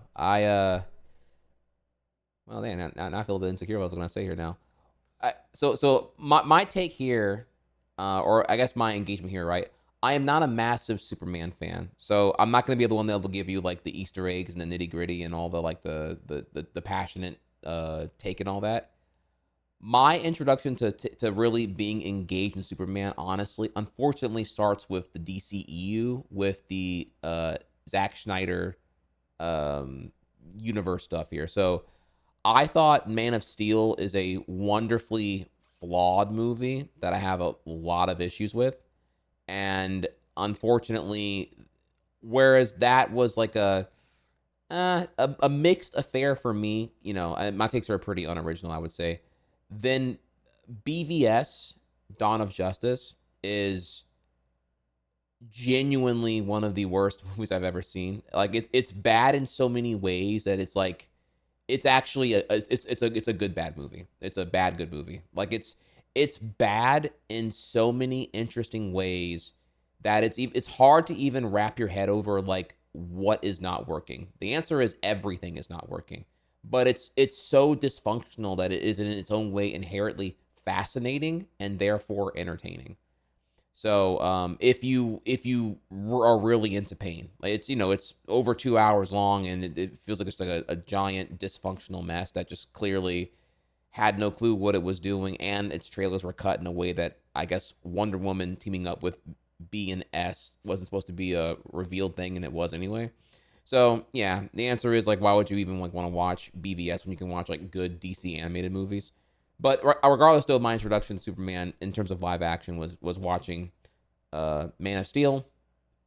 Again, I'm very mixed on that one. BVS, which I thought was terrible, and I was pretty upset when I was leaving the theater. I'm like, what the fuck did I just watch? That was dumb.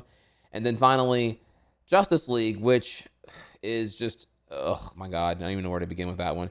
It's a film that honestly, very similar to Rise of Skywalker, it had no chance of being good. Like it's clearly trying to do some arc closures, and Justice League has 2 films worth of shit happening in one movie, and so nothing has room to breathe, and things just happen everywhere, and it's such a nonsensical thing here that I can't even like. It's like, do you even bring up the villain and the Mother Cube and Steppenwolf or whatever his name is, right? Do you even bring up what's wrong with the villain and how it's utilized, or because you can't because you're so busy focused on how everyone's arc is just so ridiculously weird, dude. Um, so that comes to mind, but we don't care about dragging on the old stuff here. More about this here. I think this looks much more interesting to me than whatever was cooking up in the Snyderverse here. So I would ask the Superman fanatics how they're feeling about it so far, or what they want out of a James Gunn era DC Studios Superman. But I like what I see here. I like the visual language. I like that the color grading doesn't feel like it's I don't know what to call it here. Like it doesn't look green screen to hell and back, I guess is what I would say. Like there's definitely, I don't know how to put this here. It's like there are some shots that I'm not a fan of. I guess what would be the cinematography of how things were done in the Snyderverse, and here it just looks way more, I don't know, like not synthetic, I guess. Yeah. So yeah, we'll see here. I'm also intrigued because this is also like this is the it's written and directed by Gunn. So I feel like Gunn would not want to direct a movie that he's not like particularly interested in here. I would think anyway. I don't think he's gonna I don't think we're at a point now where he's going to hop on and do a film that he doesn't like really want to be into. So I'm sure he had a particular take with like his perception on like the values of Superman. Superman himself here, I don't think is a bad character, but it's just it's a character that's really easy to fuck up if you like get too caught up in how do I put this here? It's more like Superman is interesting because of who he interacts with, right? That's what I'm trying to say here. Because Superman is so powerful and so strong, and like clearly like kryptonite and other like vices of weaknesses are what's gonna give him like some kind of like corrective apparatus to have to adhere to as far as like being borderline invulnerable. But it's more about his relationship to humanity that I think is the thing that needs to be explored the most, that I would argue was kind of like on the back burner in the Snyderverse here. Because I think in my head I'm like, okay, I want to like Superman, but I feel like I never really got a chance to like him in the Snyder iterations. And I'm not intimate with the character, but I feel like what makes the character, or what I find interesting about the character, is that like what makes this alien relate so much to humanity, and and maybe the twister that he has more humanity than the humans themselves. Like he's much more of a compassionate, humane, adhering individual than maybe the average human on this planet. He's less alien than those who think of him as an alien. And I think that relationship around all the mortals and all the normies is what grounds Superman and makes him really, really interesting to me. That dynamic is what I find the most fascinating here. You know, how does one who has effectively immortality, how do they bear the burden of existence and shit like that? So, yeah,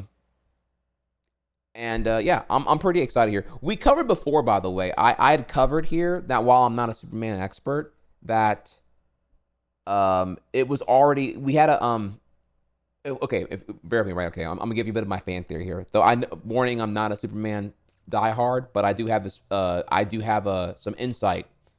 So whenever Henry Cavill was not being recast, and that hashtag my Superman, right? We all love Henry. He's fucking based here, but he's moving on now, right? You know, they don't want to recast him. They want someone younger, which I think is a fair thing here, because he doesn't. While he's handsome and he looks great, he doesn't look young.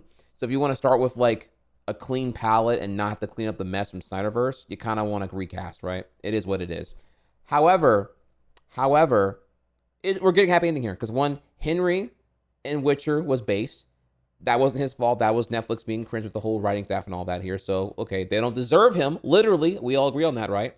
And now he's the executive producer of Warhammer 40K, which is based because it's Warhammer 40K being done at Amazon Studios, which did Fallout show, which is fucking good.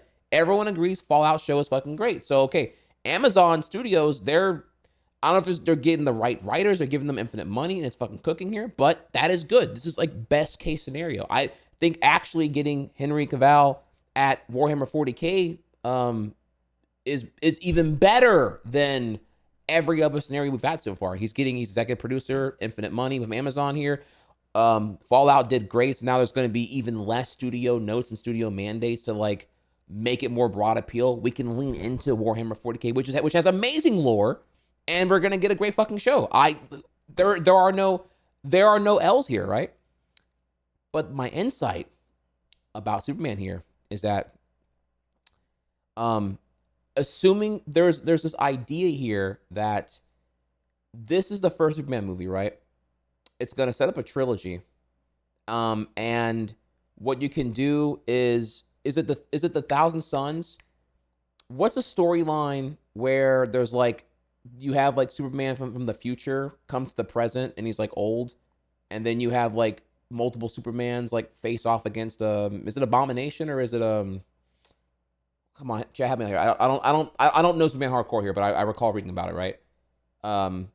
Is it Doomsday? Okay.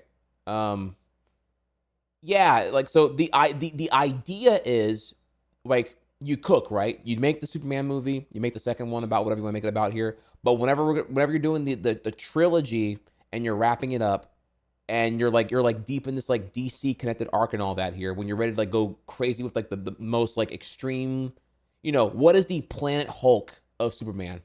And some people argue it's the Thousand Suns storyline or whatever it's called here. And you have the elder Superman, who could be played by Henry Cavill. He comes from the future, comes to the present timeline, and then you have like old Superman and present Superman team up together to like take down Doomsday. So deep in the pocket here, there was an interview that was done where I forget if it was James Gunn or Henry who was interviewed here, but it kind of like gave the implication here that Henry, while not cast as Superman, doesn't mean he won't appear in the DC the James Gunn DC universe. And then everyone was like, well, if you're not Superman, but you're not in the universe, what does that mean? And people are like, oh, wait, what if there's like this hard commit here, like in 10 to 12 years from now, they get him as old Superman. Oh, that'd be so fucking sick, dude. So, and look, I think James Gunn's the kind of guy who would do that. I mean, he's a writer-director. He can write whatever he wants here. He doesn't have to consult anyone else here. So if he wants to cook that in, he's the kind of guy I think who would plant that kind of nugget now. As I love James Gunn, I think in writers I trust here, and his writing is sauce, bro. Like, in the end, Guardians 3 ties up a lot of bows really, really nice. Any plot ends that I don't like in Guardians 3 are mostly remnants of things that were just kind of like ran over by a car from the Russo brothers and what they did consequentially in Infinity War and Endgame. Like whatever I don't like, literally every idea that is James Gunn's as far as the Guardians go, I love. And in a lot of ways here, Guardians 3 is literally just like, it's him playing cleanup after the Russo brothers kind of just rammed the toy truck through the middle of the city. We gotta, how many, that's tough. It's tough to deal with that, right? Like Gamora being, whatever, like he has to like hold that L, and it doesn't give us a happy ending, and he works with it. And I think that it's bitter, but it's realistic. And, Peter Quill's first time on Earth doesn't happen in Guardians. In a Guardians movie, it happens in the Russo brothers stuff. So there's like all of that is also like all off camera and whatnot. There's a lot of things that are unfortunately robbed of him to be able to do in Guardians 3 because it already had happened, or just like haphazardly is resulted from Russo brothers stuff. He works with it. And even then, Guardians 3 still fucks, still bangs, and is still probably my favorite Marvel, my favorite MCU Marvel movie. Probably. If not, definitely top 3. I don't have to, again, I'm gonna have to do the list again here to see here right now. But yeah, I'm a pretty big Gunn glazer at this point, bro. Like, I'm all the way in there. Also, I did watch, I finally got to watch The Suicide Squad when I flew to Japan. And so I'm already like super hyped to watch Peacemaker season 1. I'm so behind, but I definitely want to watch Peacemaker for sure. Like, I'm like super hyped. So, but yeah, with that though, I am hyped for this here. I can't comment on these other characters, right? The Hawk girl, I don't know her name, and Beam guy here. Nerds and chat can help me out here. I don't know who they are, but okay, we have a dragon, we have that here. Is it overstuffed? It could be, but I think it's James Gunn here, so I think it's overstuffed on purpose to just kind of like demonstrate an overwhelmed Superman because he's a novice in this, right? He's younger in the game. So I am excited here. I'm excited to see where this goes. I also heard that this movie is not setting up anything. It just aims to be a good movie right now. It's not really worried about building up a DC Gunn universe. Just be a good Superman movie first, because it has been a while. People have been waiting for a while. I mean, I don't know how good Superman Returns, is that what it was? I don't know how good that one was from like 20 years ago or whatever, like, or in the mid 2000s, but I hear that Superman people have been waiting for a while, and that for the most part, their Superman 1 and 2 from like 40 years ago, people pretend that 3 and 4 don't exist because they kind of suck. Superman Returns is whatever, and here we are now. So people, like literally just what I just said here. People have been waiting. Superman fans have been waiting for a hot while, and one can even argue that the fans that exist now are fans of the Snyder iteration, which is them getting a massive case of false positive because it's not even the character being done correctly. So, yeah, you kind of got to go to the animated slate for the good shit here. But yeah, I think the character does deserve a good live action rendition, and I think Gunn can definitely deliver on that for sure. We will see where it goes. Now, I'll admit, if I can conclude here on the whole thoughts here, right? If y'all care for my over detailed thoughts, I'll admit, Superman is not the thing I'm most excited for in the DC Gunn universe.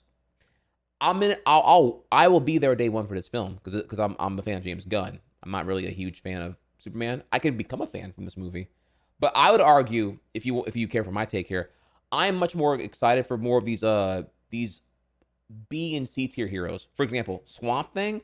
I think Swamp Thing is fucking based, and I cannot wait for whatever, because they did announce there's going to be a Swamp Thing, either a series or a movie. Swamp Thing, dude, do not sleep on. Fucking cool, bro. Swamp Thing is so fucking cool. Give me more Batman. A Batman is coming. The Batman Part 2 is already happening, right? That's like a separate thing here. But in the DC Studios iteration, right? There's a film that's going to focus on the relationship of Batman and Robin. That is happening. And that the specifically it's a focusing on like the dynamic duo, like not just Robin, but the relationship of Batman and Robin. So that's which has like been long overdue. You never got that in the Nolanverse Batman movies. You never got that in Snyder's. She never even got anything out of that either, right? All together here, and he's not in the Robert Pattinson stuff either. So yeah, Robin and Joyce have been waiting for a hot while now. You've been stuck on Teen Titans for the last like 25 plus years now, you know. So it's been a long while here. So I'm excited. There's more. If I go back and find the thing here again, I could probably tell you all the DC Gunn stuff I'm excited for here, but I recall Swamp Thing being on the radar. I'm like, yo, that's based. Because that's I forget here. Not that it's a Gunn exclusive thing here, but like one could argue that Guardians cooked so well because they were less known. It was C tier heroes, and because of that, there was way less pressure or overhead to kind of like make them whatever here. Superman's a very dominant IP, so there could be studio mandates to kind of like whatever here. And can you lean into being weird? I don't know, right? But I like weird. I really fucking do. And that's why I think Swamp Thing could be like the next sleeper in the context of like, well, it's already a weird thing, and people are going to be really into, like, those who are giving him a shot are going to be really intrigued by what they get there, because it's like, oh, this is so unlike everything else here. It's fucking Swamp Thing, right? And it's also why I'm also a big fan of Squirrel Girl, for example. Squirrel Girl's another one where if the old heads in chat here, if y'all remember here, initially when Edgar Wright was going to direct, originally going to do Ant-Man, but then Marvel was being too much of a cuck and not letting him cook, and so they booted him from Ant-Man. And then remember Joss Whedon, like, with the whole like solidarity thing and like, yeah, my brother, whatever, right? And then so we never got what could have been the real Ant-Man. And so, but yeah, back in like 2014, Marvel was like exploring Squirrel Girl actually, and it was going to be a cast of Anna Kendrick, which would have been crazy and based. Sadly, it didn't happen. I don't know why it didn't happen. I thought that would have been a great casting, honestly. But I love the weird and the quirky. So I'm still Marvel these days now. They're for better or for worse here. Marvel's really really frigid, and they have to like have their phase 5 and 6 shit way in advance. So I don't know how.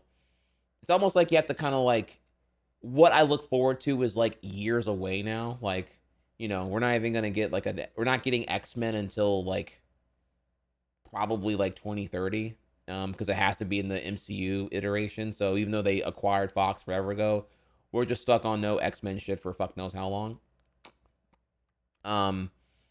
So you know what I mean? So it's kind of like, being an MCU fan now means, here's a ticket, come back in like 5 years for whatever you're excited for. Unless you're into this Robert Downey Jr. Alternate universe, Doomsday, whatever the fuck here, right? I mean, it could be based. I mean, we'll see, right? I don't have high expectations right now. I mean, I guess we'll find out when we get our first MCU period piece with the 1960s era Fantastic Four First Steps coming out next summer, coming out, I believe, in July of 2025. I guess we'll find out when we find out there. But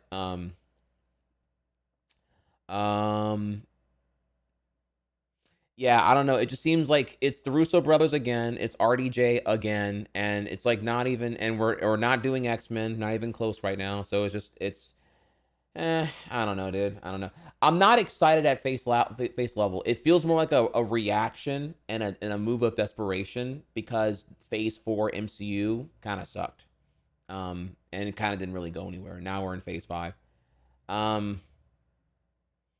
So I don't know. I guess we'll see what we see when we get there. But I'd say as of right now, maybe a hot take here. I don't know. As of right now, I'm way more excited to see what Gunn's cooking on his like DC managed palette more than I am Marvel right now. I don't even really know where we're going with the with Captain America 4, right? With the New World Order with Anthony Mackie. I don't know where that's going. Like, okay, sure, you have Harrison Ford is going to be Red Hulk and all that, but like, that's a pretty self-contained plot. I don't know if that's really going to go anywhere, right? Is Harrison Ford not going to win?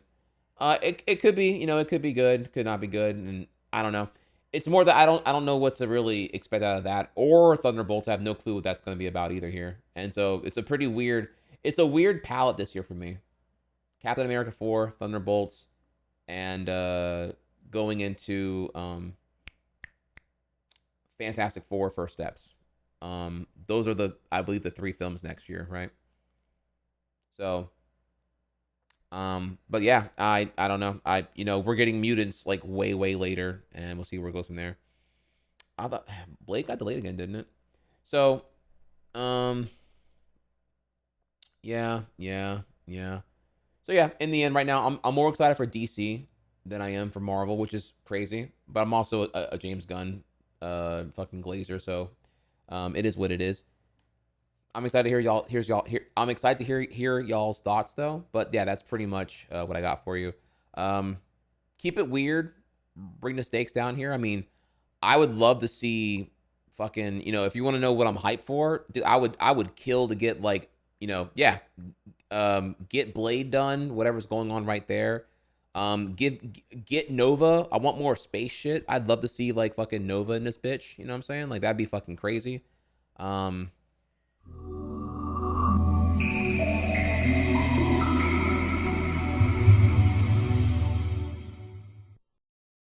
Dylan_North is back with 44 months. Did they kill the kid? Hey, what's up, Dylan North? Actually, okay, it's kind of a small spoiler there. They didn't kill the kid, actually, believe it or not. Maria in Sonic Movie 3 does not die due to deliberate and like government fed instruction to kill all because they're betraying government orders to like, whatever, right? Like No. Instead, the cause of Maria's turmoil or demise really here is that like a shooter, one of the gun soldiers just randomly shoots the wrong thing, shoots one of the explosive tubes, and it blows up and kills her, only her. So it's more like a freak accident and malpractice than like, no, kill everyone here because Gerald betrayed the government. And then Shadow bearing witness to Maria dying. Which again, that changes the dynamic of like why he's so hell bent on revenge, because it was a deliberate execution. His story is one of tragedy, and now it gets like Kids Bop nerfed into just being, unfortunate circumstance. Oh, I'm sorry. I'm sorry. I should have won for spoilers. Okay. Well, he asked. I'm sorry. Okay, whatever. But go watch the movie then. Go watch and come back and tell me how mad you are for real, dude. Because I promise you, what I just spoiled here is not even the top 10 worst things about that movie. So you know what? Go see it. Come back. Let me know it was good. Let me know it was good. So. All right. I love y'all. Though. Thank you, Dylan North. Yeah, right. All right, so here's a link to the trailer if you want to go see that there. 103,000 links or comments. Goddamn, dude. Let me think here. So yeah, I'm gonna go ahead and wrap up now and go to bed. I'm gonna see y'all tomorrow. Pretty cool and exciting thing, by the way, here is the fact that, let me think here.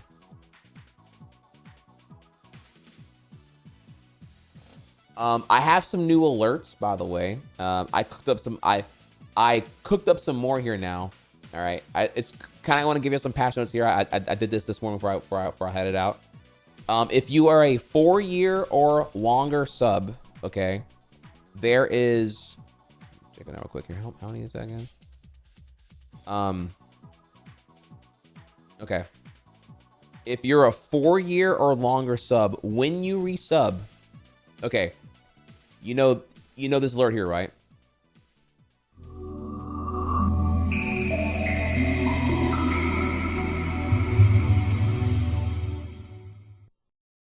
Trihex is back with 48 months.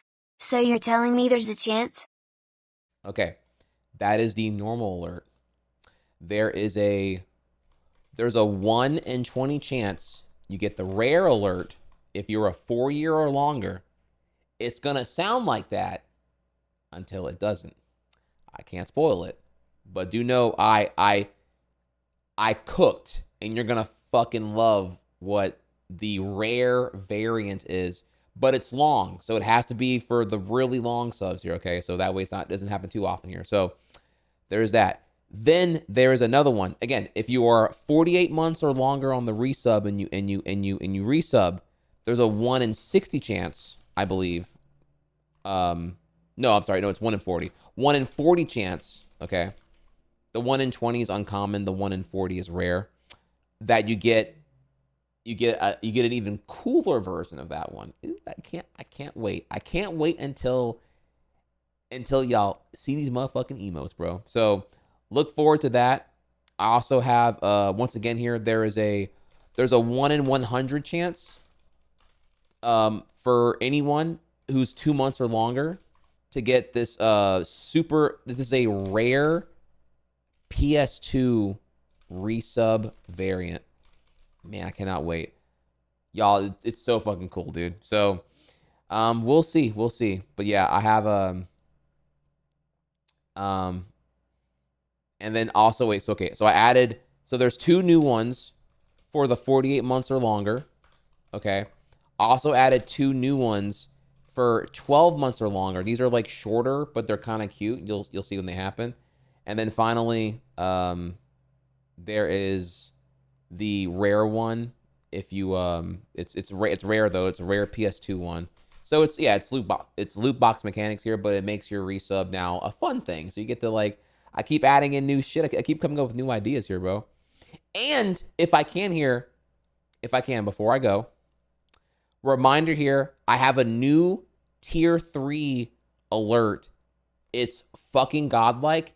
Nobody has seen it. the idea came to me while I was walking my dog like 4 days ago, and I'm like, oh, I'm gonna make that emote. I'm gonna make that alert, and I made it. Oh my god, dude. So, chat, ask a tier 3 to resub and make sure you're here when that happens so you can be here for the spectacle, because it's magical. It's crazy. And again, I'm tucking in the dick to not spoil it because it's so fucking cool. Like, and you know me. If I'm hyping it up, that means I'm fucking confident, bro. I fucking cooked, bro. So these alerts built different, bro.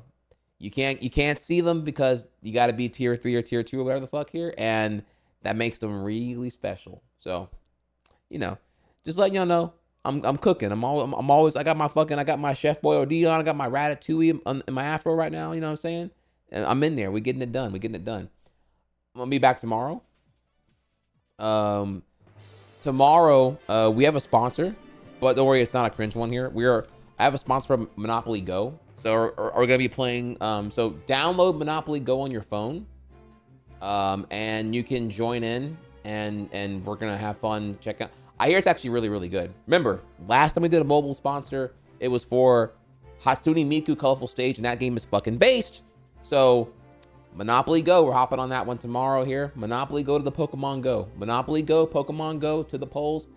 Monopoly Hawktua on that thing. You heard me? So we're gonna do an hour of Monopoly Go tomorrow. It'll be exciting here, and we will also. There are some Steam demos I want to look at here, so some gameplay could be happening tomorrow. There's also there's a other topic we didn't get to yet. I kind of forgot what it was now though. I don't remember. I don't know. What was it about again? I don't even fucking remember now. I don't know. We'll see what it is tomorrow. It was about something here, but yeah, we did our Kendrick Lamar thing, and now we're actually getting caught up on our topics here. So I appreciate y'all. I love y'all. How about we find someone to raid, and we'll be back here tomorrow. If you have any questions, let me know. I love y'all. Y'all are amazing. Thank you so much for being patient and all that stuff there. Let me know if you'll end up going to watch the Sonic 3 movie. I really look forward to hearing from y'all. But so far, I know Tech Coyote went to it and he agrees the movie sucks. So I said it was mid. He said it sucks. So it's telling you that actually I'm still buffering it a little bit here. But I do agree with that. I was gonna go see it today. It was gonna be peak, and I was gonna go watch it again with Venom at the Dolby Cinema. But it's so frustrating to watch. I don't even want to watch it anymore. I'm kind of like done with it, which is sad. Because I want to like it. Like I love where movie 2 was going, and I hate what movie 3 results as. So, fuck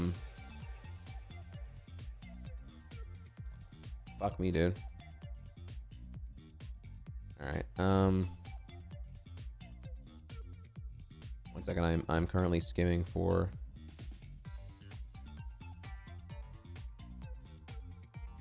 I'm currently skimming for someone to raid.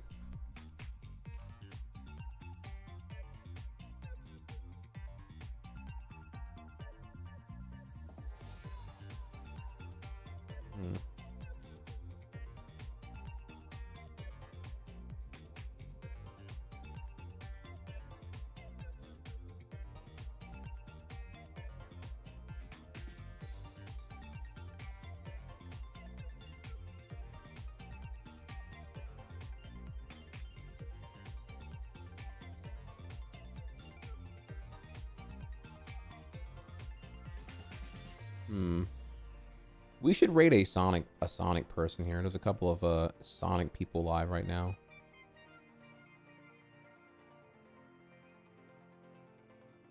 Okay, so let's see here.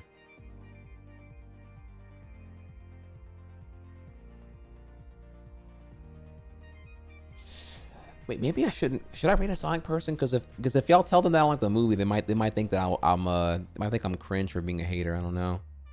Do you raid Sonic fans when you don't like the Sonic movie? I don't know. Fuck. I don't know if everyone's going to be based like me and be okay with difference of opinion. Oh.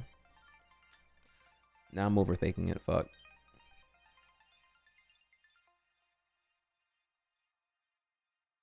Okay, you know, yeah, fuck it. Fuck it. We ball. We ball.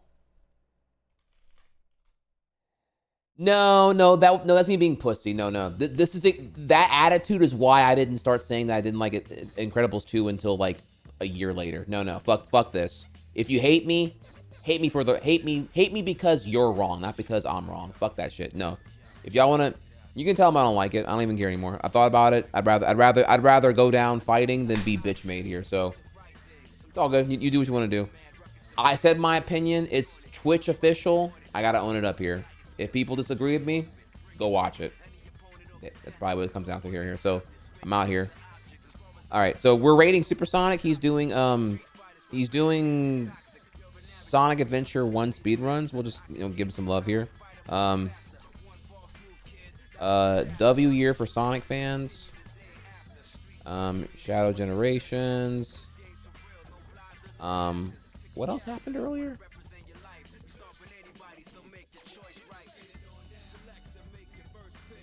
Did something happen besides Sonic Generations? Sonic Generations, Sonic Movie 3, something else? Sonic-wise? I don't remember now. Whatever.